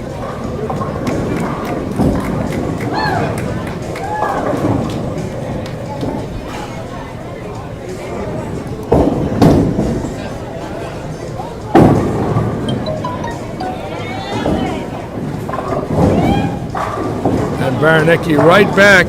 A little error in the fourth frame. If you look at that score for Baranecki, a 34-pin shot. Just goes to show you how tough the game really is. In the fourth frame, a 7-2. If it's a strike, it's one ball away now, right? 34 pins, one ball. And they say the game's easy. Not always.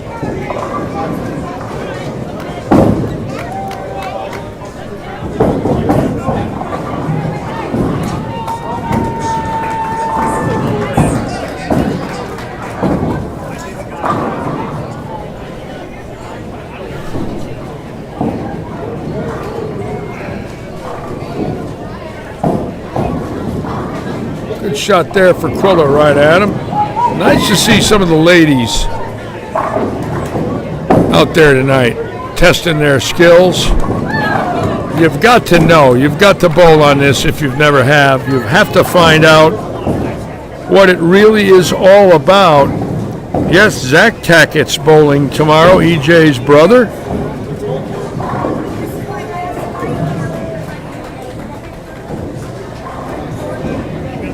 Parker Bone and Matt Russo are going to be here. What a field tomorrow. 37-time tour winner, Parker Bone. 47-time tour winner, Walter Ray Williams. We'll add in Barnes with his 20 or so. 100 titles between the three of them. Talk about greatness. Probably between the three of them, we're talking 400 to 500 PBA telecasts, a crazy amount. Maybe 350, 400, but it's an enormous amount. And we will be here, bad tooth or not.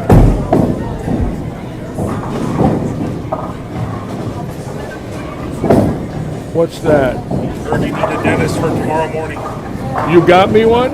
Yeah, there's one. He opens tomorrow at 8 a.m., I believe. This doctor does here. Yes, on Saturdays. Did you get him on the phone? What's that? Did you? No, I didn't get him on the phone, but I got that through one of my medical resources here. Well, that's very nice. He opens at 8 a.m. on Saturday. 9 a.m., I believe. 9 a.m. on Saturday. Thank you. Well, it looks like we're getting a tooth pulled in the morning, folks. I can't deal with it. It's going to be a tough night for me. But it's coming out. After all, I've lost all my hair. What's one tooth?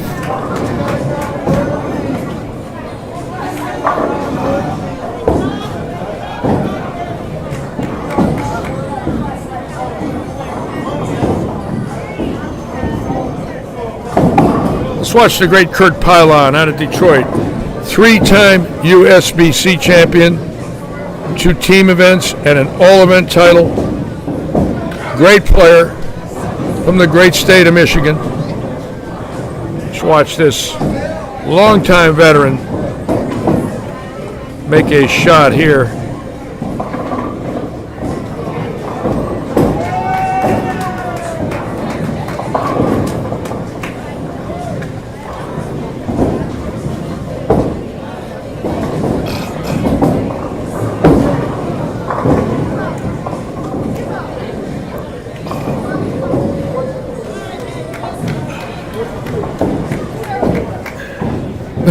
Doug Clark. That's funny. I shouldn't laugh, Doug. I'm sorry.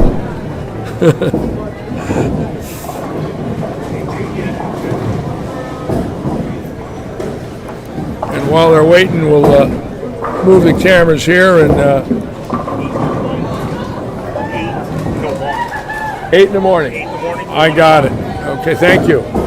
Looks like we found a dentist that's open at 8. The next question is just to try and get through the night. Oh my God, there's no sleep in the night for me. Impossible.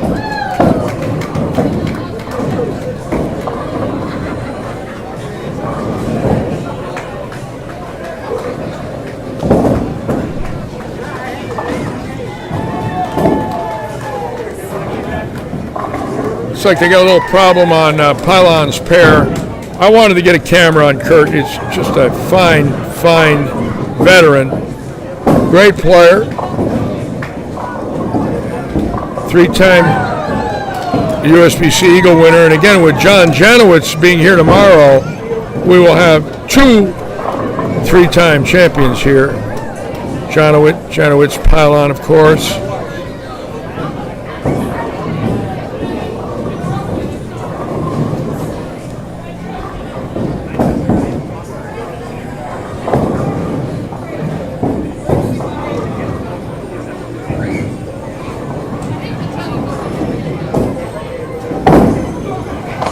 Nope, too much tilt. Look at that. Lined up right. The ball just come off that oil a little too hard, and he paid the price. Now let's watch B-Rob, who went 250 in game 1, and is right there with Baranecki. Again, this is a big shot already for him. Wants to stay close. Getting that 10 out. Baranecki back with a triple. The young man is a fantastic mind, great thinker, does not rattle.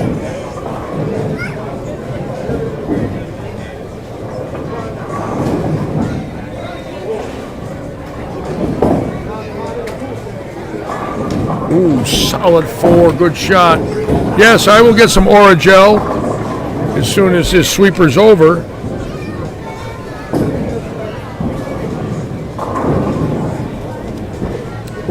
Look at Rakoski, staying close, staying tough.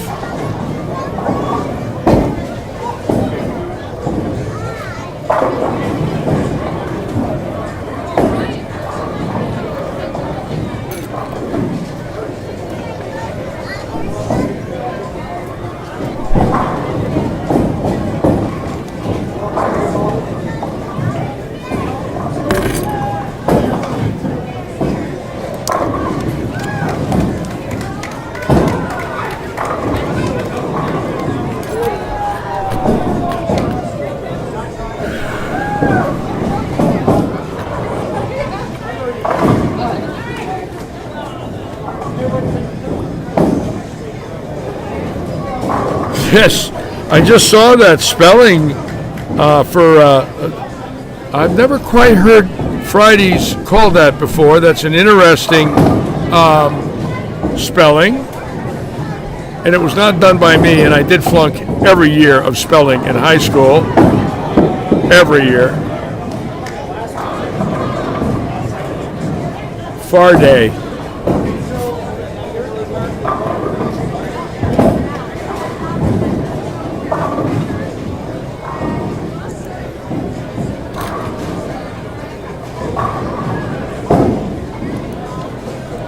Let's watch Tim Foy now, TV finalist for the Eastern region a few weeks back in the Players' Championship out of Seaford, Delaware.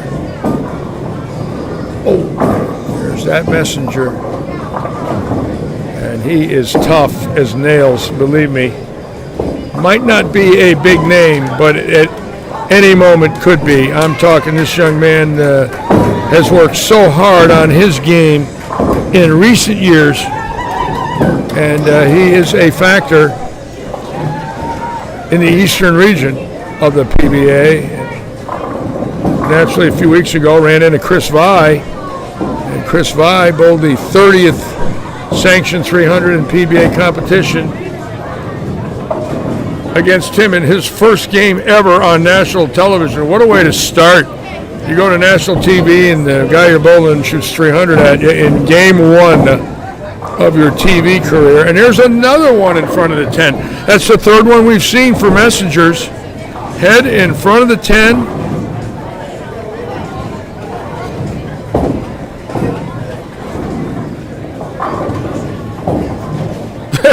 Jerry, on Fridays we start drinking at 2, yes. That's funny.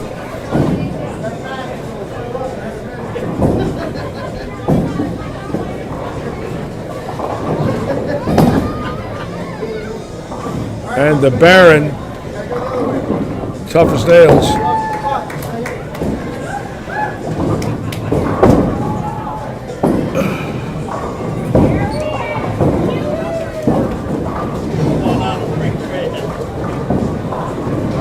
And Rakoski tripping the 4.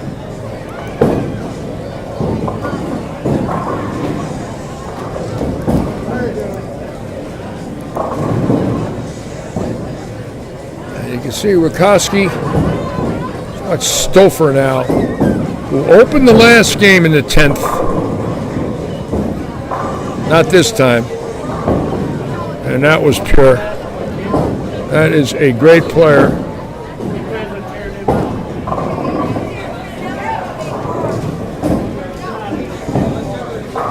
And Van Baeren squaring it up, following the path of Stouffer and Baranecki.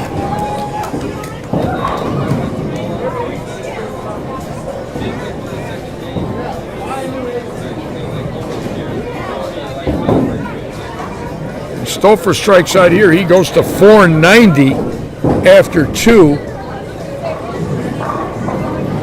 little high before 78. Not bad. Great start. That's where you want to be. Let's watch young Matt Kuba.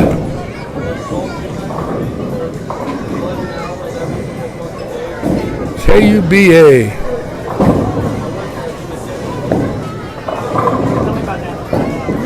Beautiful. No, got it right. Nice stroke, just missed right. Hit that puddle around 10, forget it. You can't go that far out, it will not recover.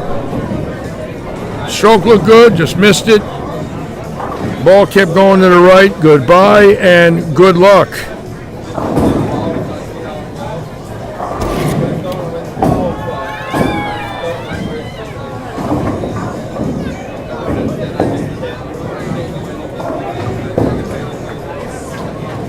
Wow, did you see that?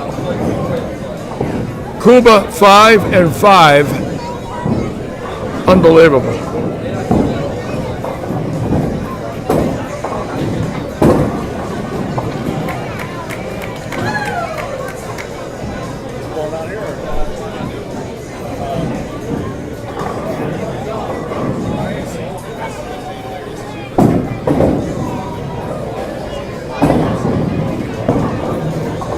B-Rob has been playing this house in the same spot with his feet for 2 weeks.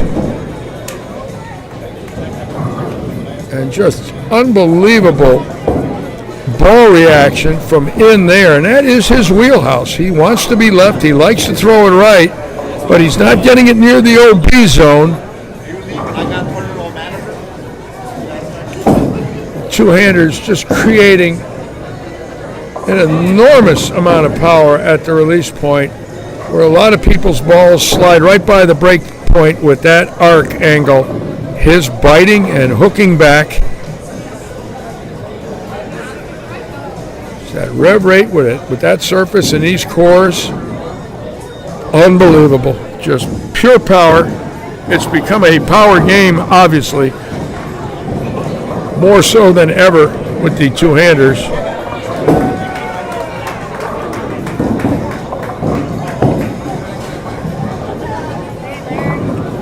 Hello, my dear. How are you? Krista Robeson coming over to say hello.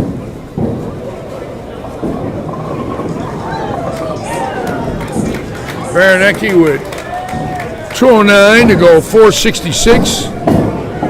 Stouffer at 478. So if Brian Robinson goes out, he will be the only bowler over 500 after 2. Robinson, who's been averaging 250 in this house since he got here, just has found a way here in Fort Myers.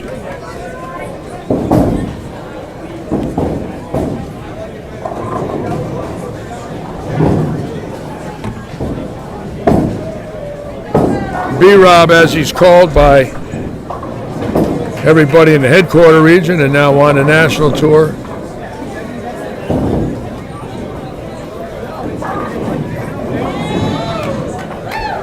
And I hope his mom and dad are watching tonight, Janice and Mark Robinson, who have been so supportive of Brian's bowling. And I'm sure they've got to be thrilled watching him this evening. I hope they're enjoying it.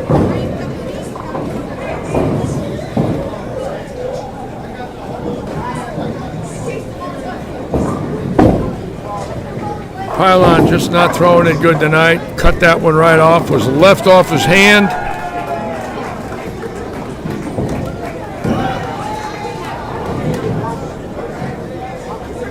Now, Jerry, be nice to Robert Eddy, Jerry. And B-Rob just locked in. Going 257, a possibility of 261 with an open. 518 out of the chute.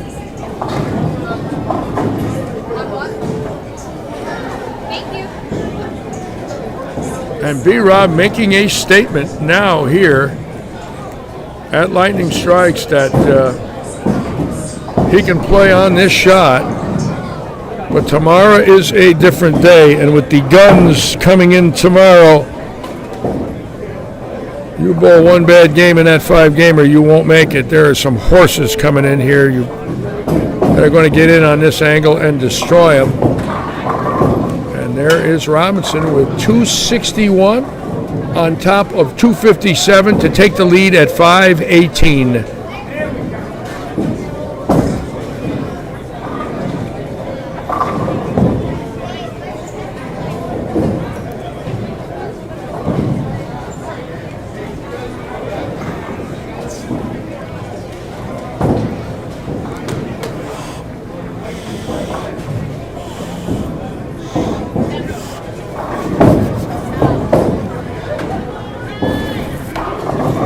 Again, I want to apologize for that little delay I had about half hour ago. I did crush a Tylenol, put it on my tooth.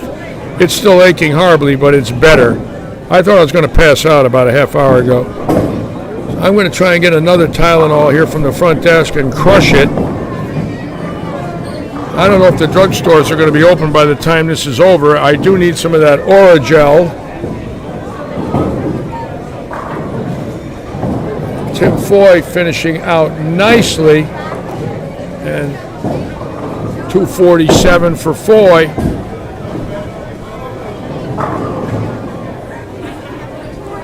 Talking with him earlier about Chris Vai's 300, the first words were, "I'm part of history." And yes, you are. In game one of your TV career, you became part of history. Bowled very well in the game. A fine young man. You talk about loving to bowl, and the attitude that he has is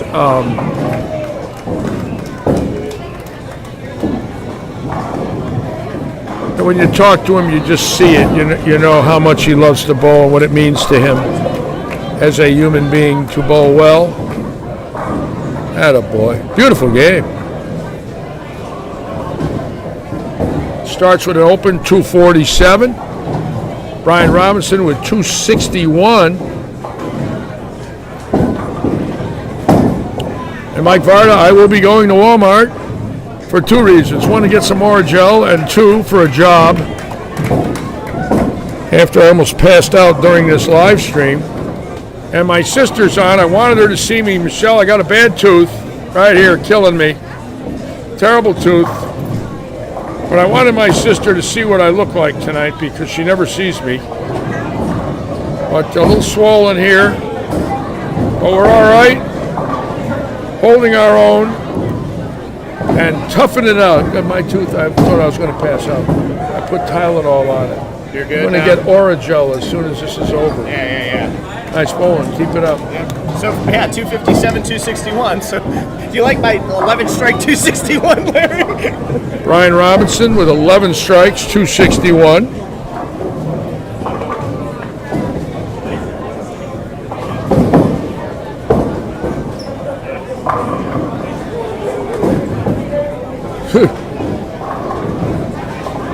Mickey, it was been throbbing the last few days, but I did not expect what just happened a half hour ago. I mean, I almost passed out. I never felt anything like that in my life, ever. Not like that. It's right on the jaw, and it's just pounding away. So we're going to get through this and head right to Walmart. Tomorrow morning, a dentist, I believe. I don't think I can go any further. But I will take, all right, Tim Foy sitting with me now. Great second game. You lined up now? A little bit. Your ears must have been ringing. I was talking about you and saying how much you love to bowl and it's your life.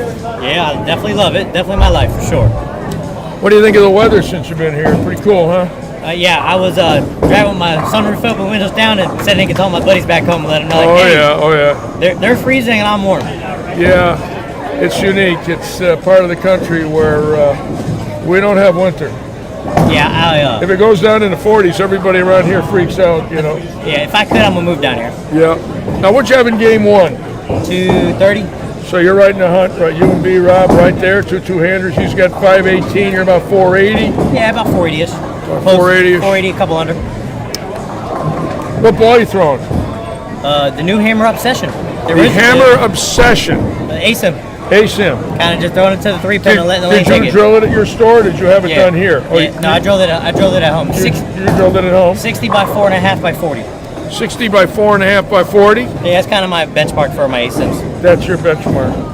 I think a lot of our viewers would like to know that too. It's coming from a Brunswick staffer, obviously. Now, can you throw all the brands? I can throw all 7 brands. You can throw 7 brands. So how many balls is that? About 30, 35? A lot. A lot. A lot. 7 brands. Wow. Yep. What'd you throw on TV against Vi? The DV8 Damn Good Verge. The DV8 Damn Good Verge. Damn Good Verge. Low diff, strong cover. Low diff, strong cover. Yep. Very, very good ball for tournament or league. Yeah. Yep. Ball's very good. What about your finger pitches? You an inch away? 5/8 away in both fingers. 5/8 lateral in the ring. 3/8 lateral in the middle. 5/8, 3/8. Only 5/8 away. That's a little less than most guys. A little bit. I still want to kind of feel like I'm still in the ball. You want to get a little hand into it. Yeah. Little fingers into it. Yeah, a little too far away, I lose it. Is Belmonte an inch and a half? Inch. He's at least an inch. An inch. Yeah, only getting further. Yeah. All right, time to go bowl. All right, go bowl. Good job, buddy. All right. Tim Foy, what a wonderful, wonderful young man. And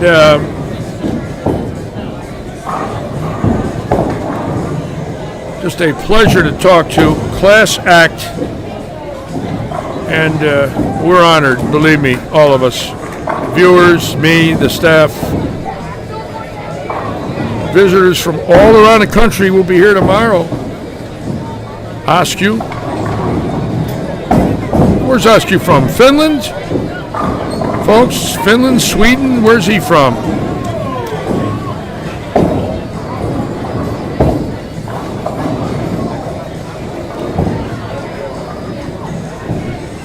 Of course, Chris Barnes, formerly out of Kansas, now in Texas. Stu Williams from the United Kingdom. What a field tomorrow.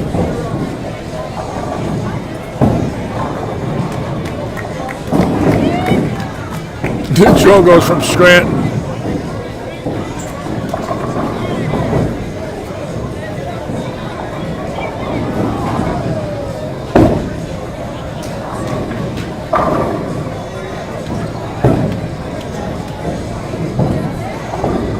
Finland, Mary Berner's got it.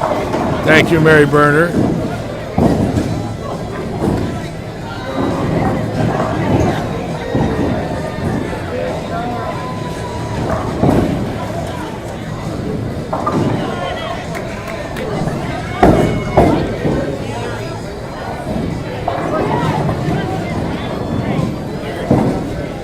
All right, here's scoring now.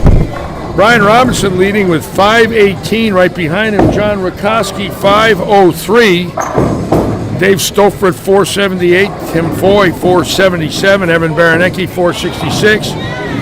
Richard Cheney, 447. Matt Kuba, 439, Billy Seymour 429, Kurt Pylon 421, Chase Stouffer, one of our juniors, 406, Bobby Hamilton 403. Those are the boulders over 400.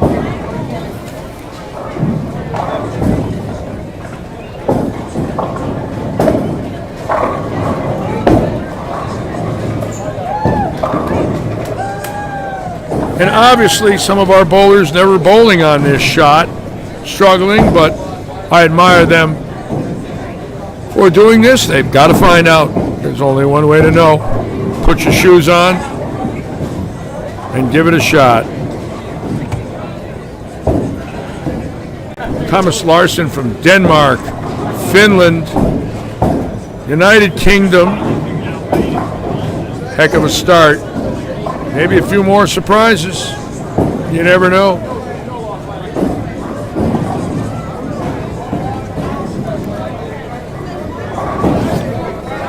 Watch the left side here with Mike Schumacher. Whoops. That's about 48 feet of sauce on the left side, folks.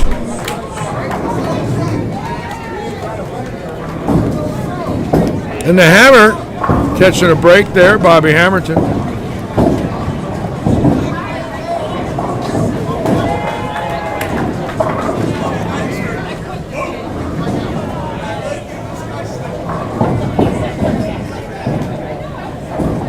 Just a great group going to be here tomorrow, folks, and we will be on the air at 1:15 tomorrow. 1:15 start time, a lot of interviews.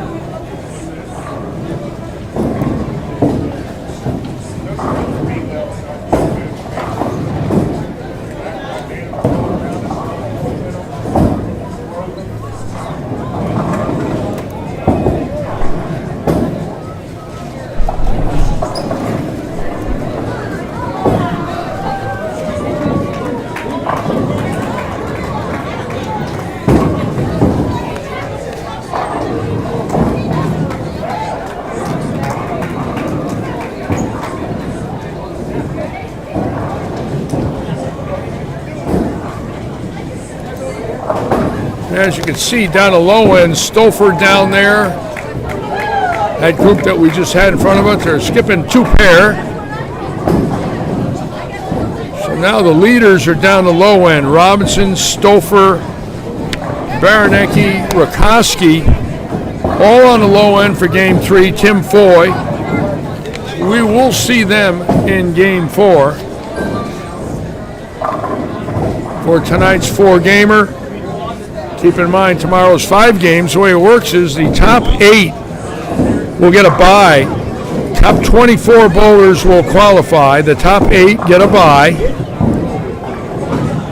Bowlers 9 through 24 will pair off. There'll be 8 matches, 2-game matches. Those 8 winners will bowl the 8 bowlers with a bye. They will bowl 2-game match. There'll be 8 winners, then 4, then 2. And we will crown a champion. Every match is 2 games tomorrow. It'll be a long day, but a fun day. And again, with these celebrities coming in here, lots of interviews. And Robinson on 23 and 4, so we will watch him in game 3, miss him in game 4. Right now, starting off with a double, 5:18 after 2.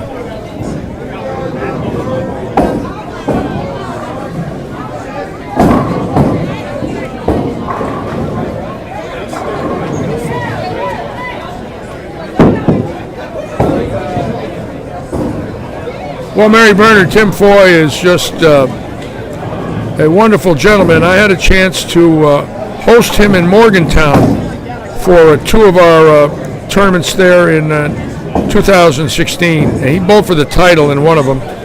And he came right over from Delaware, wasn't that far a ride, over to West Virginia.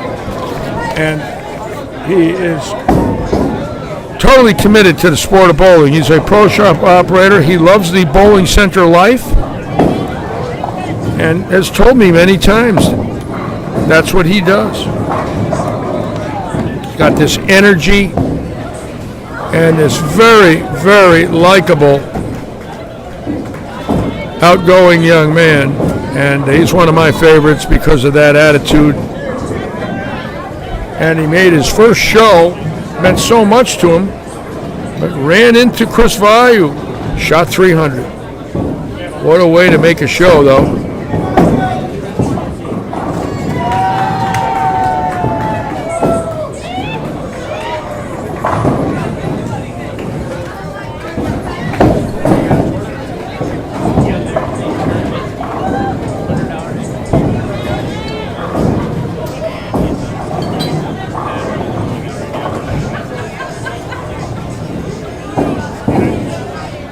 This place is hopping tonight. Every lane in the house on but 2. And we are thrilled to owe it all to this man on 23, our owner, our host, Robert Eddy, a man that fell in love with bowling and decided to buy a bowling center and immediately came in and it's just remodeled. Brand new air conditioning system. Floors, settee, scoring, lighting, restaurant, lounge, and more to come. Putting a wall up on the high end of the house, and going to put in a 14-table billiard room with cornhole and darts. And it's going to be a glass, one-way glass, so when you're down there, you can look and see the whole bowling center from inside that enclosure. The last 6 lanes are coming out, and a wall going in. And we have found something here that we never dreamed of in Southwest Florida. None of us involved in the industry here as bowlers or pro shop operators believed we'd see this. This house was doomed, foreclosed on, and falling apart. And he has come in and given it a new life, and a lot of us a job. Ricky Ward running our pro shop. Mary Berner, our fantastic tournament promoter, tournament director.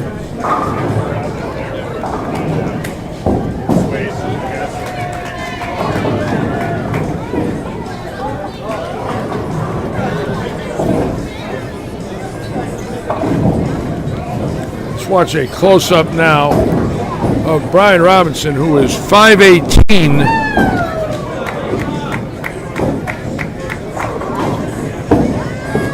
The first 2.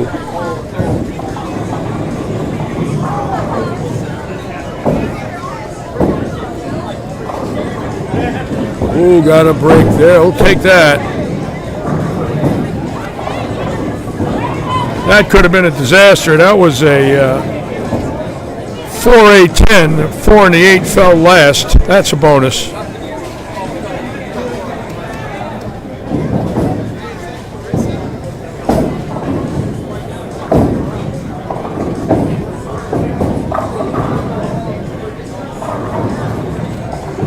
Yes, the Carl Sherman thing was crazy. I know Carl Sherman very well.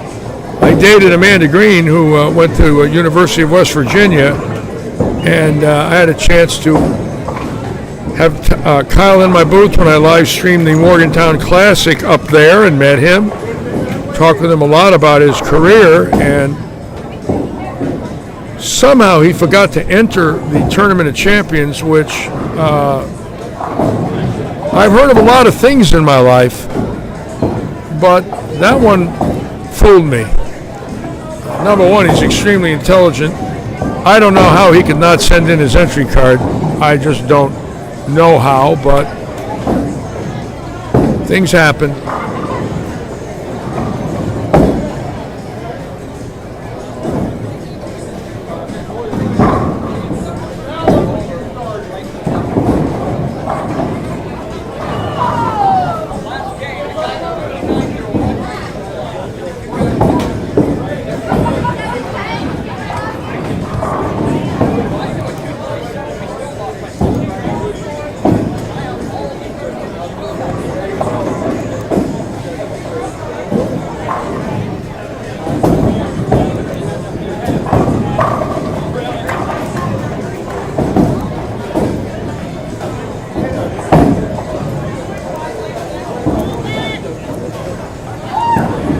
Again, we want to thank all of you for joining us here on a Friday night.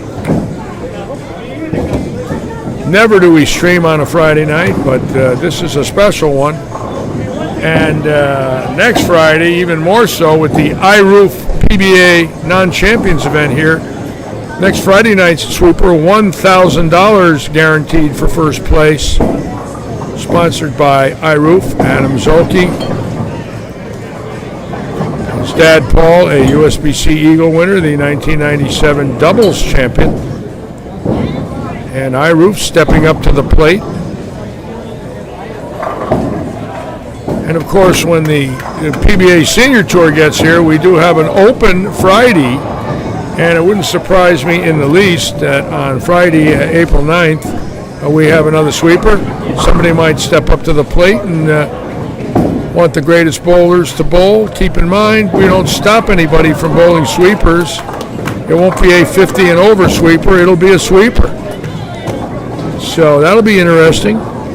Maybe some of the elderly legends and some of the young stars might want to bowl in that event.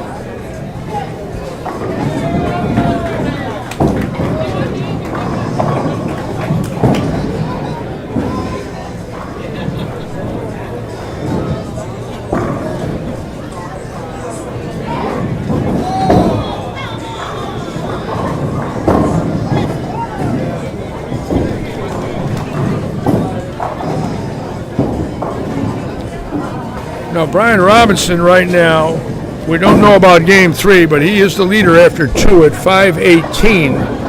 But he's got a very formidable group chasing him. And Robinson right now throwing the ball great. And he needs to have a good week here, especially starting tomorrow morning. And then he's going to bowl a PBA Regional Sunday and Monday. So he has action now here and then Sunday and Monday. And then, of course, the World Series is in Tampa. Very disappointing for him at the Tournament Champions. Missed the cut in the Tour qualifier. And, oh boy. And Foy now. A little chink in the armor there.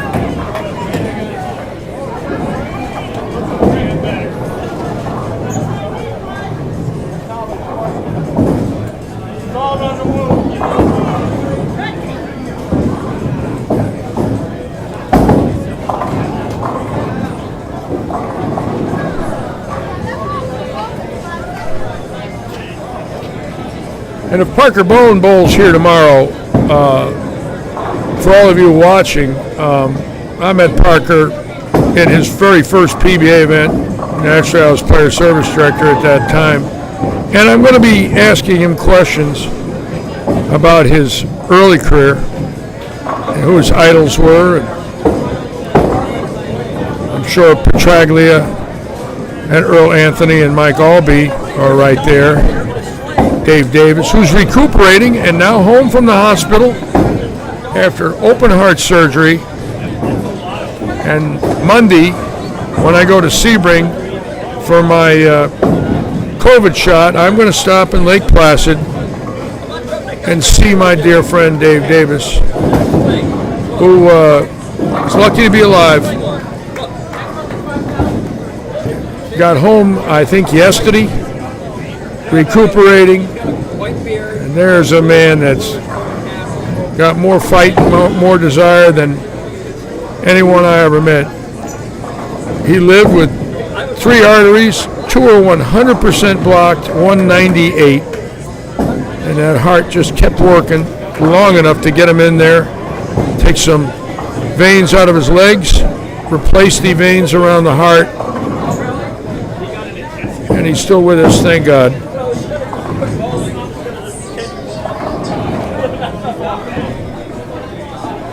Oh, Mike Clark, he is a gentleman. You know, he's one of these few people in the world that he sees outside the box when it comes to things like this bowling center. Most people, this was for sale for 8 years. I mean, there was a lot of very well-known owners in Florida that knew this facility was for sale, and they would not touch it. And Robert came in and proved them wrong.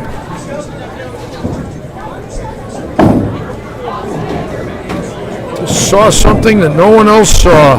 Amazing vision in a day and age where people are closing these places left and right. As you can see, pretty good group down the low end. We're going to be going into game 4 now. And we will crown the winner tonight.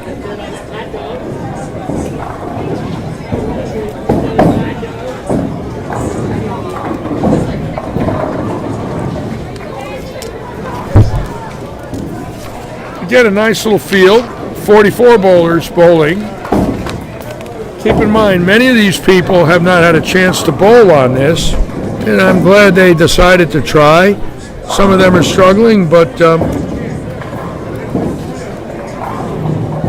I admire them for putting their shoes on and doing it.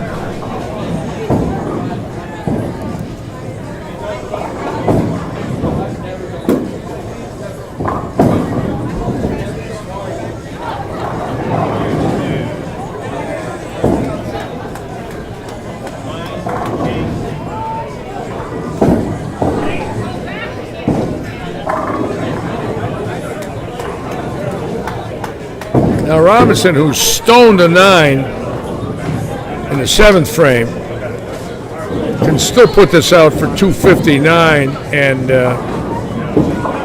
could be taking a pretty good lead into game 4. I don't know Rakoski's score yet. He was at 503.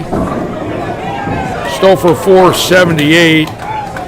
Foy 477.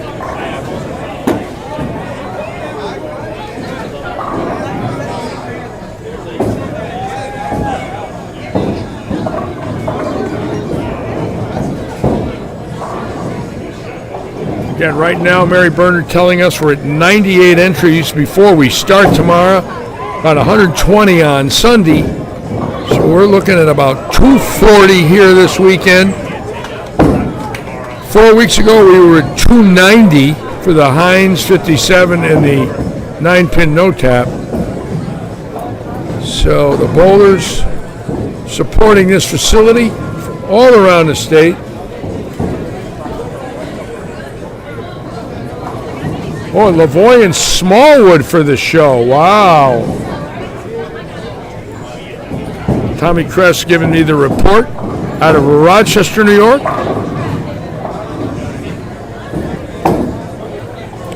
Now this is big for B-Rob right here. Wants to get a double here with 250 in the 10th. And there it is. Brian Robinson, Morgantown, West Virginia, locked in with 257, 261 with an open, and could put this out for 259. 1 through 4, Don Carnett. Right now are Brian Robinson, 518, John Rakoski, 503, Dave Stouffer, 478, Tim Foy, 477, Aaron Baranicki, 466. But the old words of Yogi, it ain't over until it's over. And Tim Foy,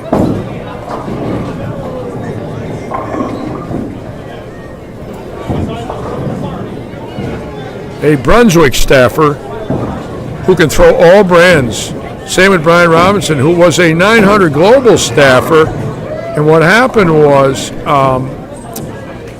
when 900 Global left San Antonio and went to Salt Lake, they merged. And now if you were a 900 Global staffer, you can throw Storm Rotogrip like Sean Rash, Brian Robinson,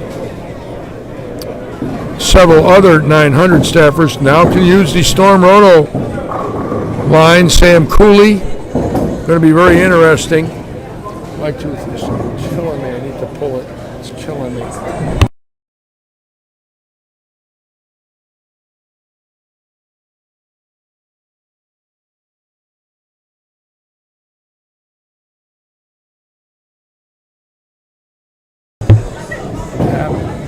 Do you have a card? A credit card?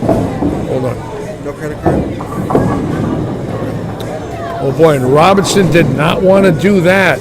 And all of a sudden now, a chink in the armor there, opening the door for Rakoski and Stouffer and Baranicki. Looks like he got slow. They might be breaking down a little in there. Keep in mind, he did have an open in the 261.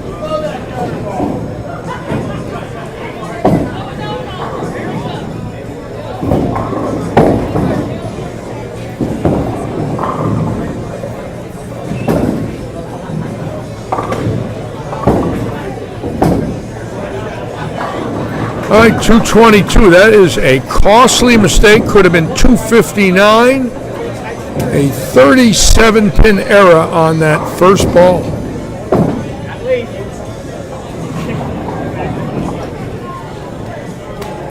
So he is at 740, the first three. 740. Bill Plunkett on, Carissa Robson on.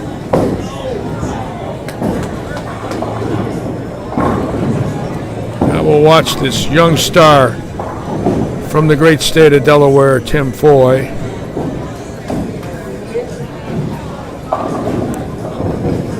Trips the 4 in front of the 9. We're going to go down here.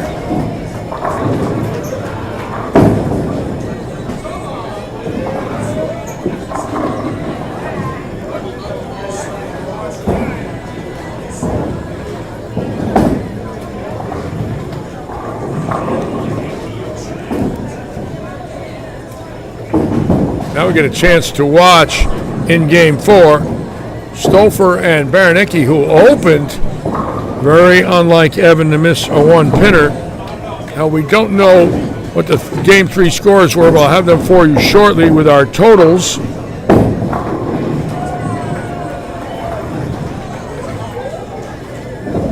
Jason Belmonte, number 1, and again Belmonte in a major, just doing what no bowler in the history of the sport has done. His record in majors is ungodly. It's over 50% telecasts in majors.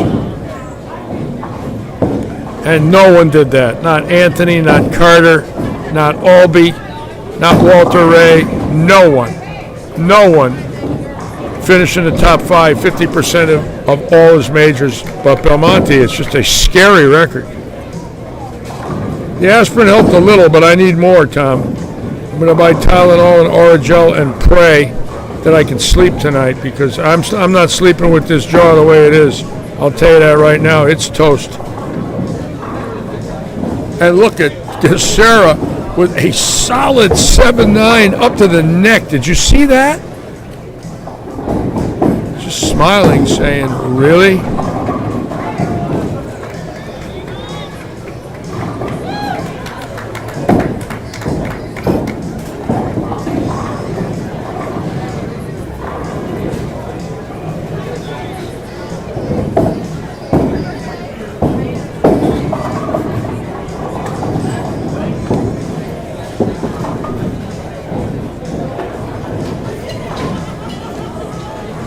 Sarah trying for the kick out. Kick save and a beauty.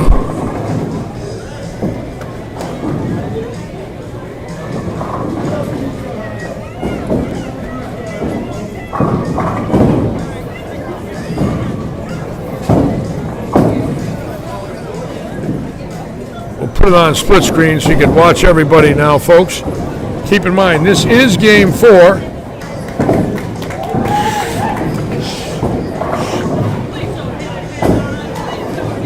Brian Williams, after 2 games, I believe the high game was Brian Robinson with 261.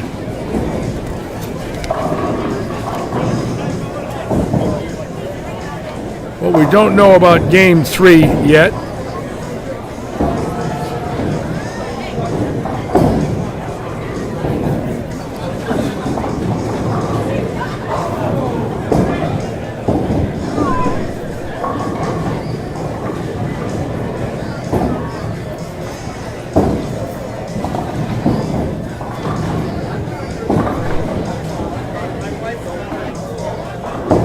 And here's the sheets. It was the first game. Oh, okay. I've been looking for the other ones. I haven't found them yet. Oh, okay. And plus, you got the group on 23 and 24 that aren't done yet with their third game. I got it.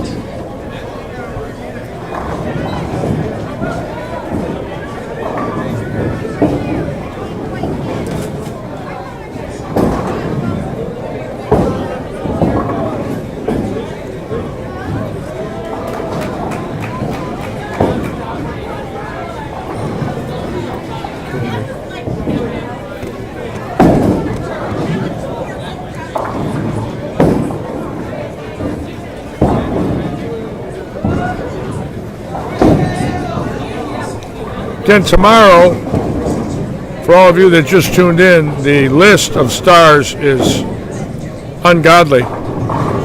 Headlined naturally by Walter Ray Williams, Chris Barnes, Parker Bone, Stu Williams, A.J. Chapman,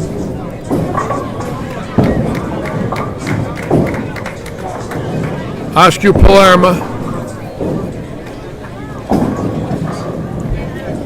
Thomas Larson, and the list goes on and on. Now, John Rakoski is tied with Brian Robinson at 740, with David Stouffer at 734, Evan Baranecki 688, Tim Foy 688, Matt Kuba 670, Billy Seymour 662, Kurt Parlon 641.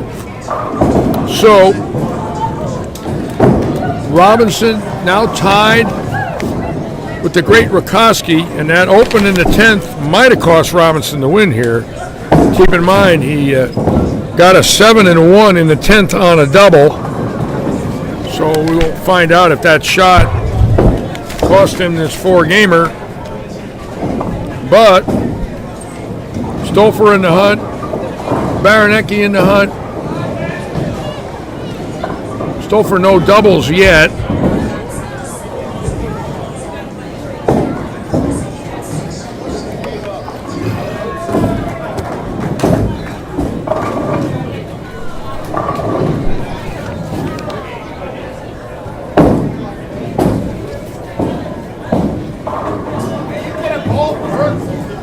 High game, I believe, so far are still 261 with Brian Robinson.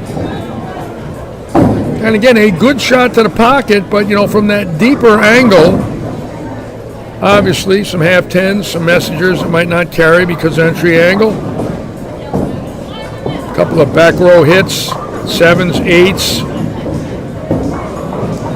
That ball isn't flying off that oil at 45 feet on the 8 board and just going left. That's not happening here. It's got to be tight through the front.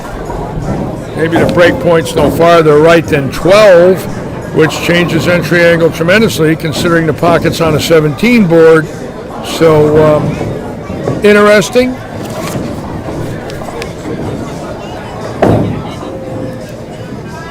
And as you can see down the low end, that's where Robinson and Foy are, way down there now. There's the great Rakoski right there. And that's not like him now. He's missed a 4-pin tonight and now a 10-pin. That's 22 pins. And that's very unlike him. He's deadly accurate. And again, it's only a sweeper, but still don't want to give anything away. You're bowling for money.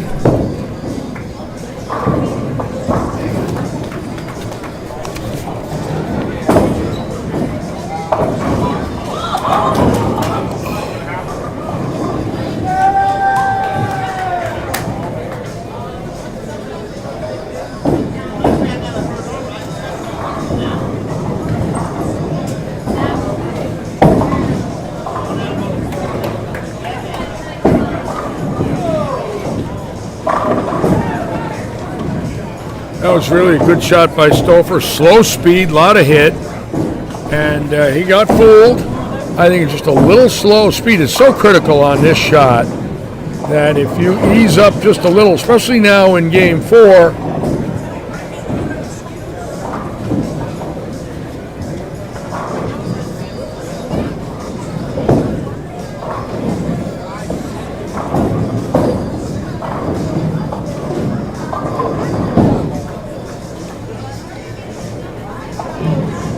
and they are hooking a little more off the spot naturally, a little less oil. And it looks like he got just a little slow. This is one of those shots where it's not only accuracy, ball choice, lay down, but the amount of rotation and ball speed is extremely, extremely critical.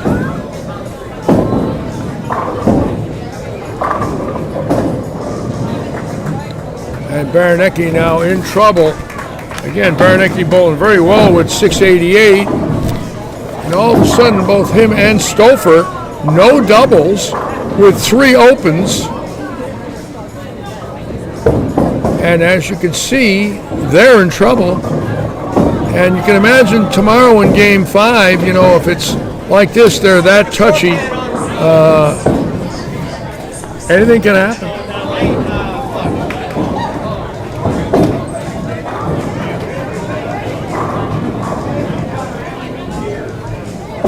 Talking about Frankie Lavoie, just a pleasure to watch him. He represents Canada so well, is a fine bowler. And one of the few stars today that doesn't have what I would call that super high rev rate, that's for sure. You got all these guys leaning on it, Troop and Belmo and Simonson, and they're ripping the cover off the ball. And there's Frankie with his thumb in it. I mean, he can hook it, but I wouldn't say he's over 400 off his hand, that's for sure. He's a great shot maker.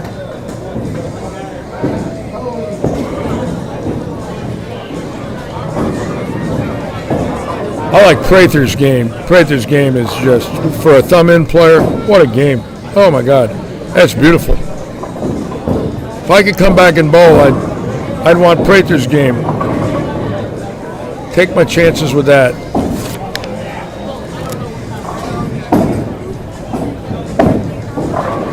And all of a sudden, Stouffer now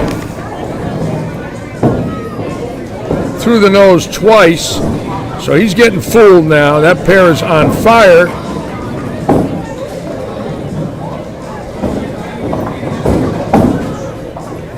It's throwing a very aggressive ASIM, brand new, and it's got a fresh cover, and it's coming off that oil and just boomeranging left these last two shots.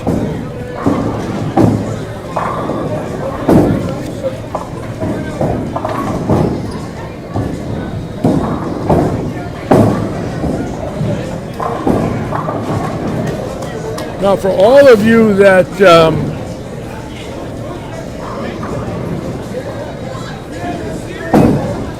remember my predictions, I picked Rakoski. Remember, folks?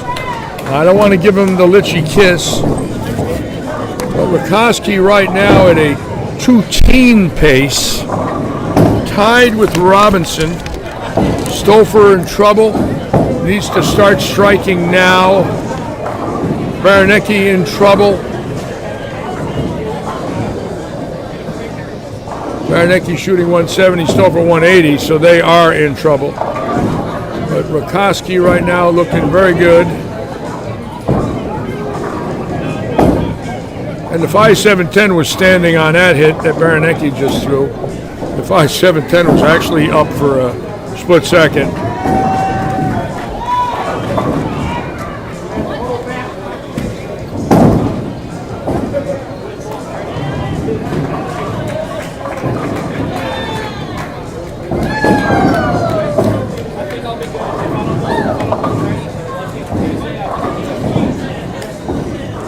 We're going to see what Brian Robinson has here, and he opened in the first. So right now, him and Rakoski at 2-teen, Robinson 189. So right now it looks like, and Stouffer and Baranecki in trouble.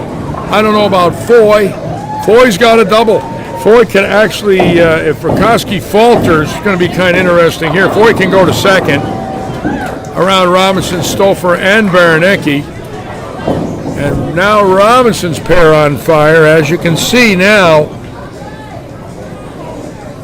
Robinson is split in the first, through the nose in the third.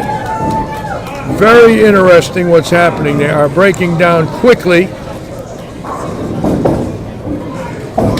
And Rakoski right now for a commanding lead right here.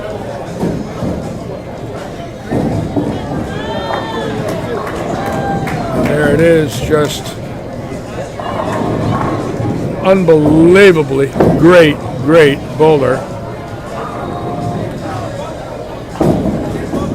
Won the True Amateur Challenge twice in Las Vegas.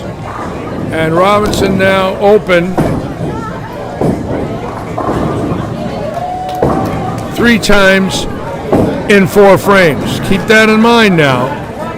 10th frame of game 3, 1st and 3rd frames of game 4.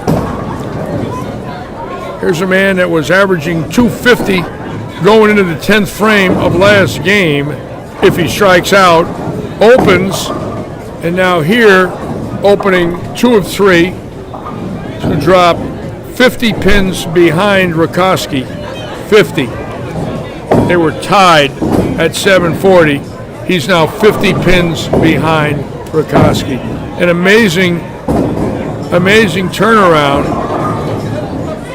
Rakoski at a 226 pace, and Robinson at a 177 pace.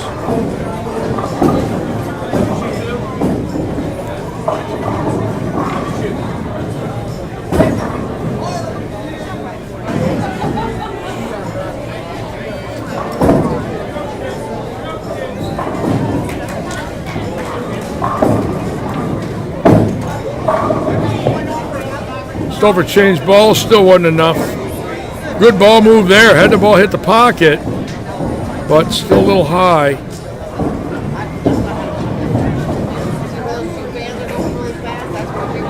And I believe if Rakoski gets this one here, the only one that might have a shot, although he's 52 behind, is Foy.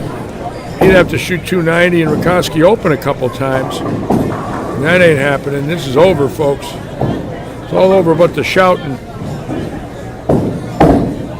Rakoski is deadly on sport shots because he only needs 1 board. It doesn't hook it. Just right at the pocket on most conditions. Very little tilt. Just extremely, extremely accurate. Earl Anthony-ish on the right.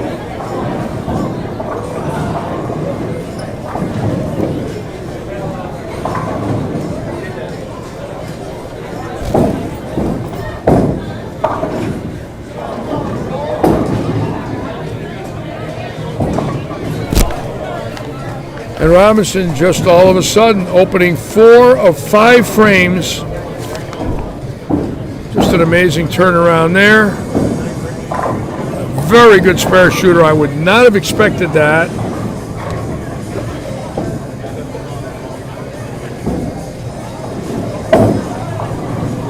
Cheney right now is at 616. 616 for Cheney, JC.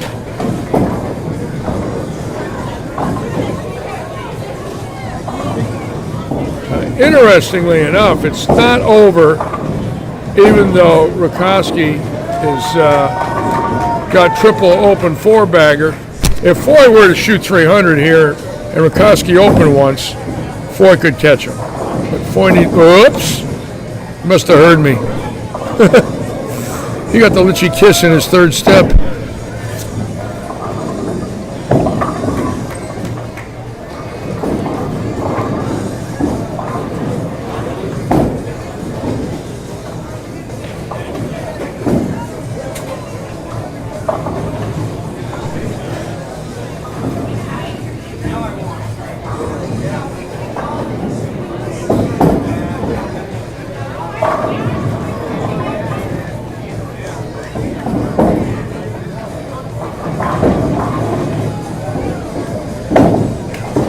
One thing's for certain, Foy can go around Baranecki, Stouffer, and Robinson. And a little high. As you can see now, the balls are hooking a little earlier for these guys in there. Baranecki could put a little run on him and get the second. Go around Stouffer and Robinson.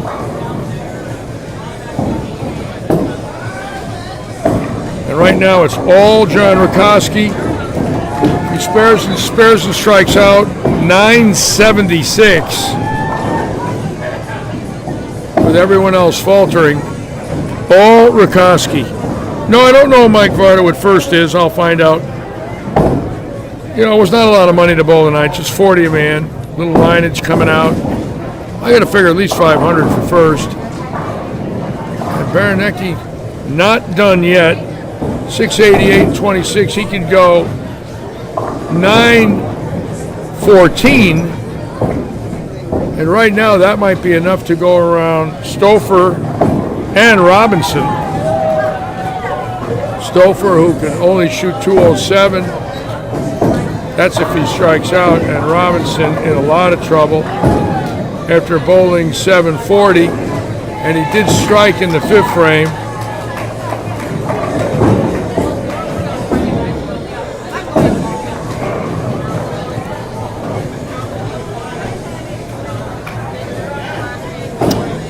And this is our group.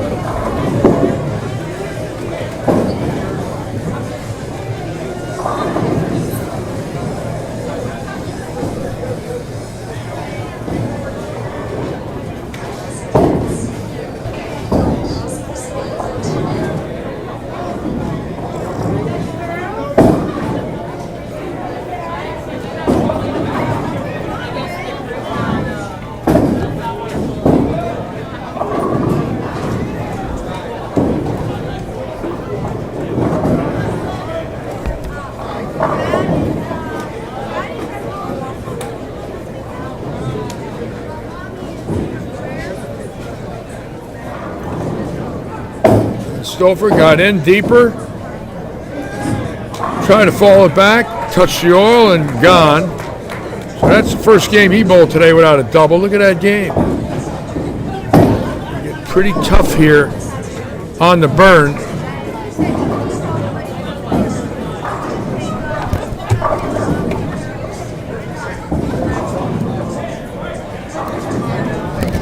Pretty tough on the burn, folks. Going to be interesting tomorrow. You get on the wrong draw here and you start following 2 or 3 two-handers. By the time you get to game 5, they could be treacherous. And Rakowski, just great touch. He is our winner.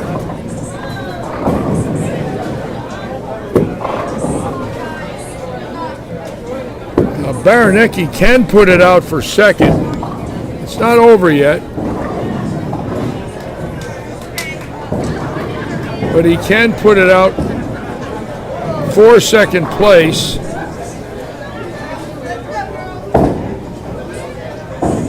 And definitely go around Robinson and Stouffer. So we'll see what happens right now. And Rakowski 246, 986 for the great veteran out of Naples, Florida. And Rakowski's demeanor, if you'll notice, the same whether it's league or tournaments. There's just very little emotion. Very relaxed player. And look at that, Stouffer sent it right, and it did doo-doo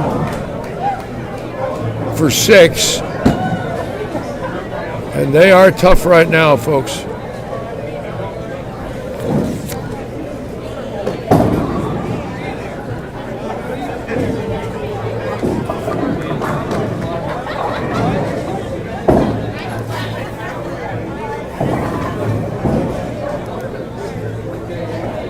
There it is, Rakowski missing a 10-pin in the 4th. Rakowski with 2 10-pins and 10 strikes that game. Just precision as usual. Now Baranecki can put it out to go 9-14. Great shot by Baranecki.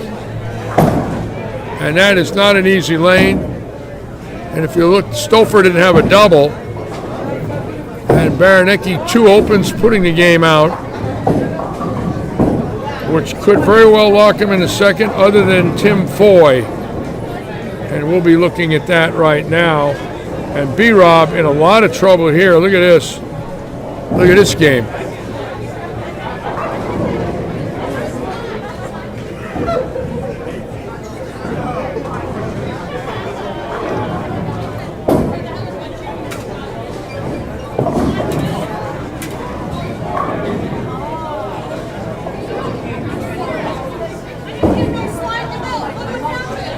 Foy can go 967 if he puts this out and lock himself into second place. 967 for the young star out of Seaford, Delaware. How's that? Great shot. Whoa, misses the 4-pin. Okay.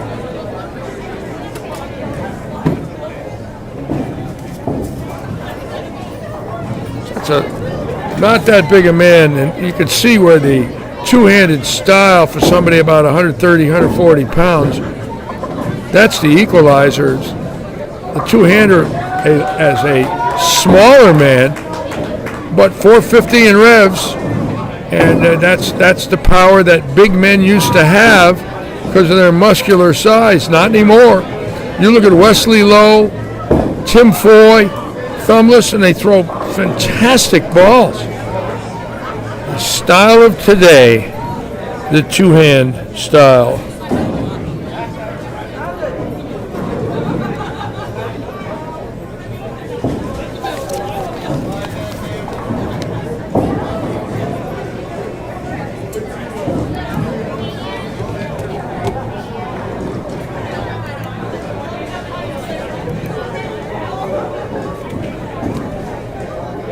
And again, the great Rakowski out of Naples with a win.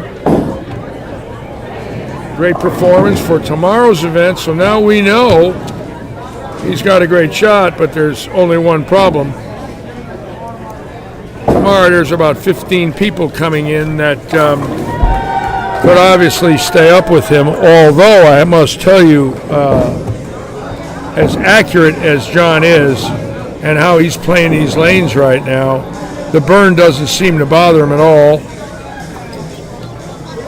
He looks great, very sharp.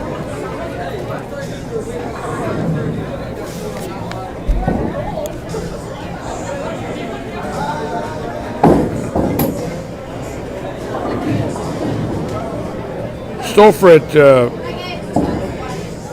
920. Foy needs 233. Foy needs a double to go around Stouffer, and Foy could get to second.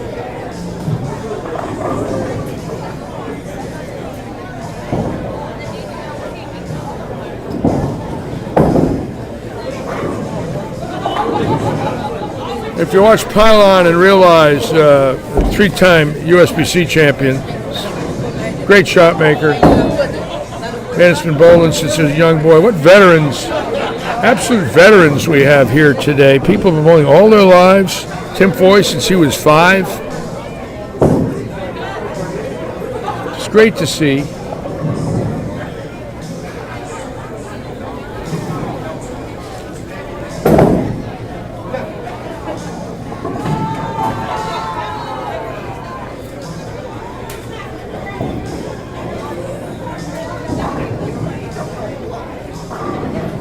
Kuba throws the ball good. I like the way he bowls. Good looking boy. So nice to see these young kids with refined games that you can tell how many hours, thousands of hours of practice, determination, the love for the game, and it's just beautiful to see. The young bowlers of today, refined games. And the two-handers of today, just remarkable, really. Yeah, I got a tooth problem, Joe. I got a hair problem, a tooth problem, a financial problem.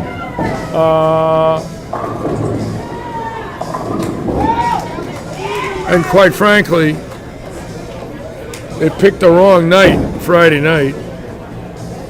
I'm going to put some more aspirin on that tooth. I'm going to buy some Tylenol. That worked, you know. It's better than it was. I'm going to coat the tooth in the gum with Tylenol tonight and Oragel.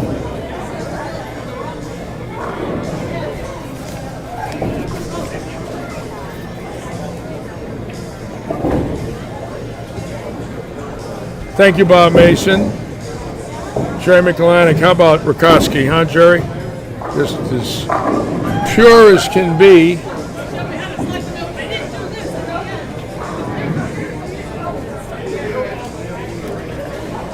He is a favorite here in Southwest Florida simply because he is such a fine gentleman that you can't find a reason not to root for him. He's very humble. There's no bragging, no I did this, I did that. He lets his ball do his talking. And 49 years old. And I'll tell you what, he's going to be tough on that senior tour. Not that they're slouches, but he's going to go out on that senior tour. They give him a little look out.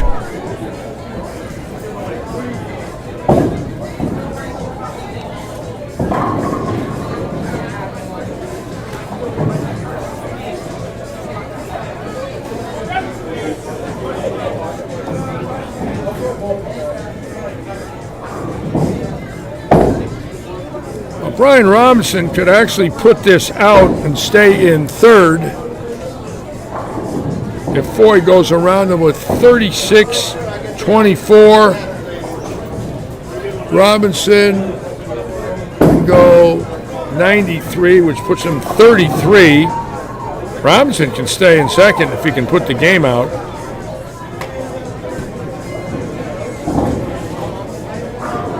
And amazingly enough, 50 pins behind Rakoski. This relentless pursuit. And Foy with 4, so he's done. See that ball? Really looked good off his hand, and whammo, that lane is on fire. That ball wasn't doing that all day, but you can see now at the end of game 4, you can imagine tomorrow, game 5, you start seeing that. It'll be real interesting in the late goings tomorrow with the higher rev rate players. and a 4-2 from a man that is so good. And look at that game. Had 259 in the wood going into the ninth and gets a 6-box. Unbelievable. So now, Brian Robinson does have a chance for second place coming up here. Now, he did move a lot deeper. And right now, let's watch this young star from Morgantown, home of the Mountaineers. And Robinson in front of the ball return now, really getting left.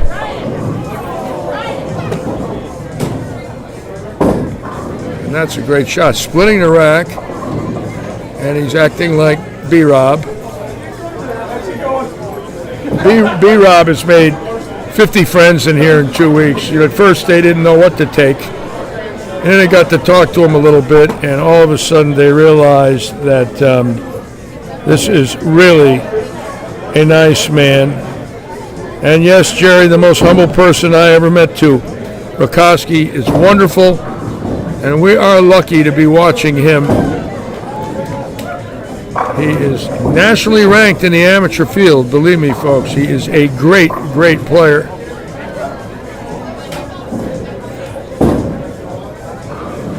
Oh, and B-Rob with a break to stay in second.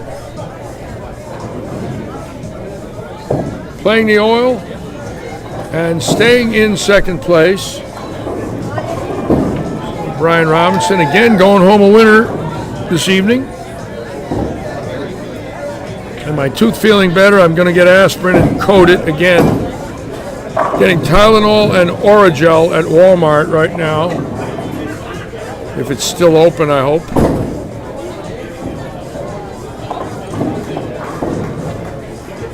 And Pylon showing all of us that he's still got a little gas in the tank too.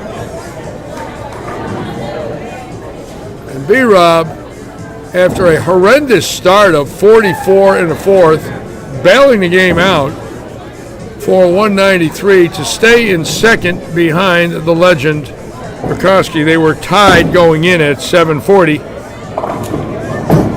Rakowski shooting 246 to Robinson's 193.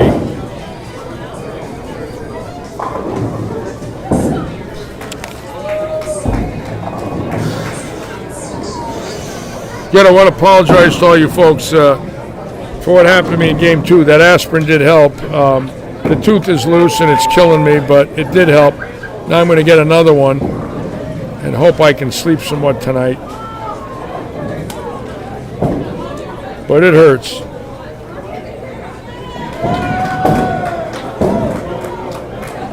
Trying to figure out what hurts more, my tooth or my checkbook.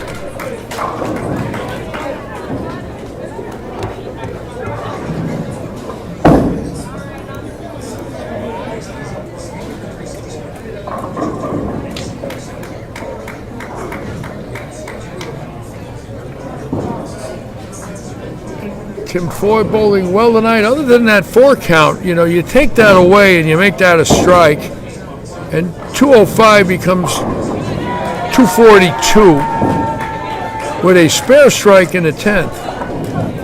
So there you go again, a 37-pin frame on that 4 on ball 1 in the 9th. 37 pins, 1 mistake, 37-pin loss.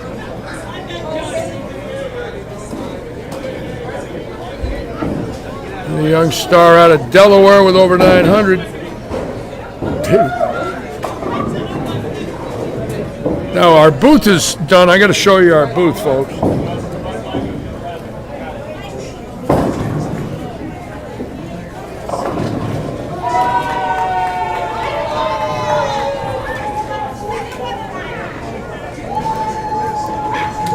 Now that's going to be my booth.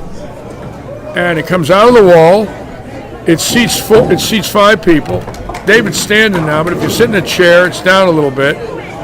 And all the cameras are going to be wired into that. Monitors, 5 seats with microphones, and a green screen in the back.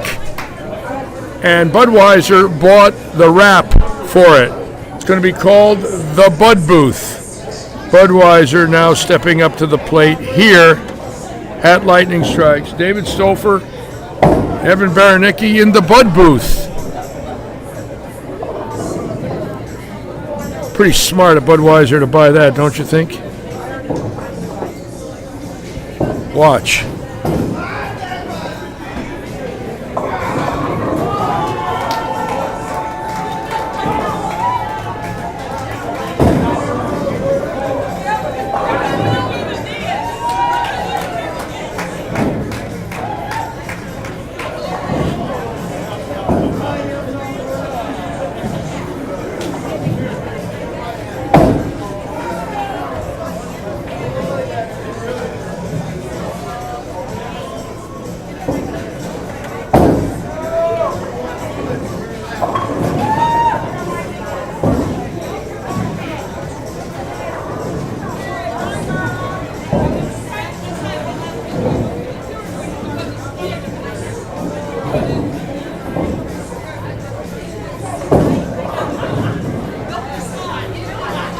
And as you can see, that's the Bud Booth, folks. Pretty cool, huh?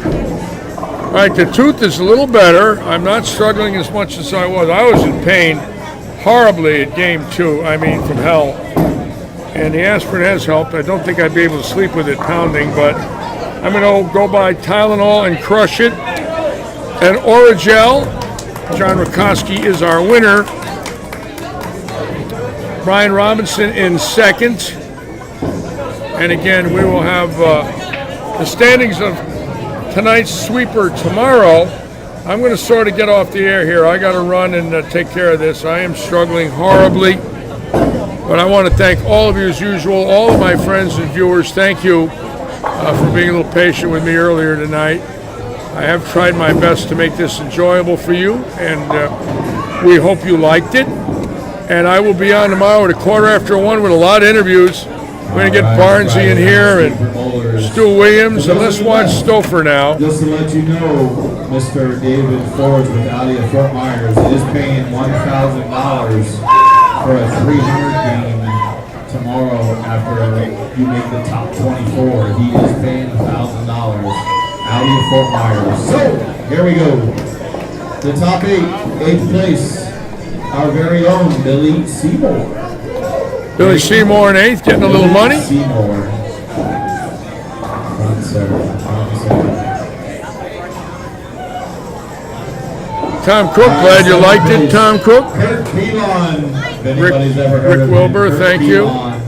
Kirk Pelon, the great veteran from Detroit. And great to have Kirk Pelon with us here in Southwest Florida. There he is. 3-time USBC champion. In 6th place, Timothy Foy Jr. And Tim Foy, Seaford, Delaware.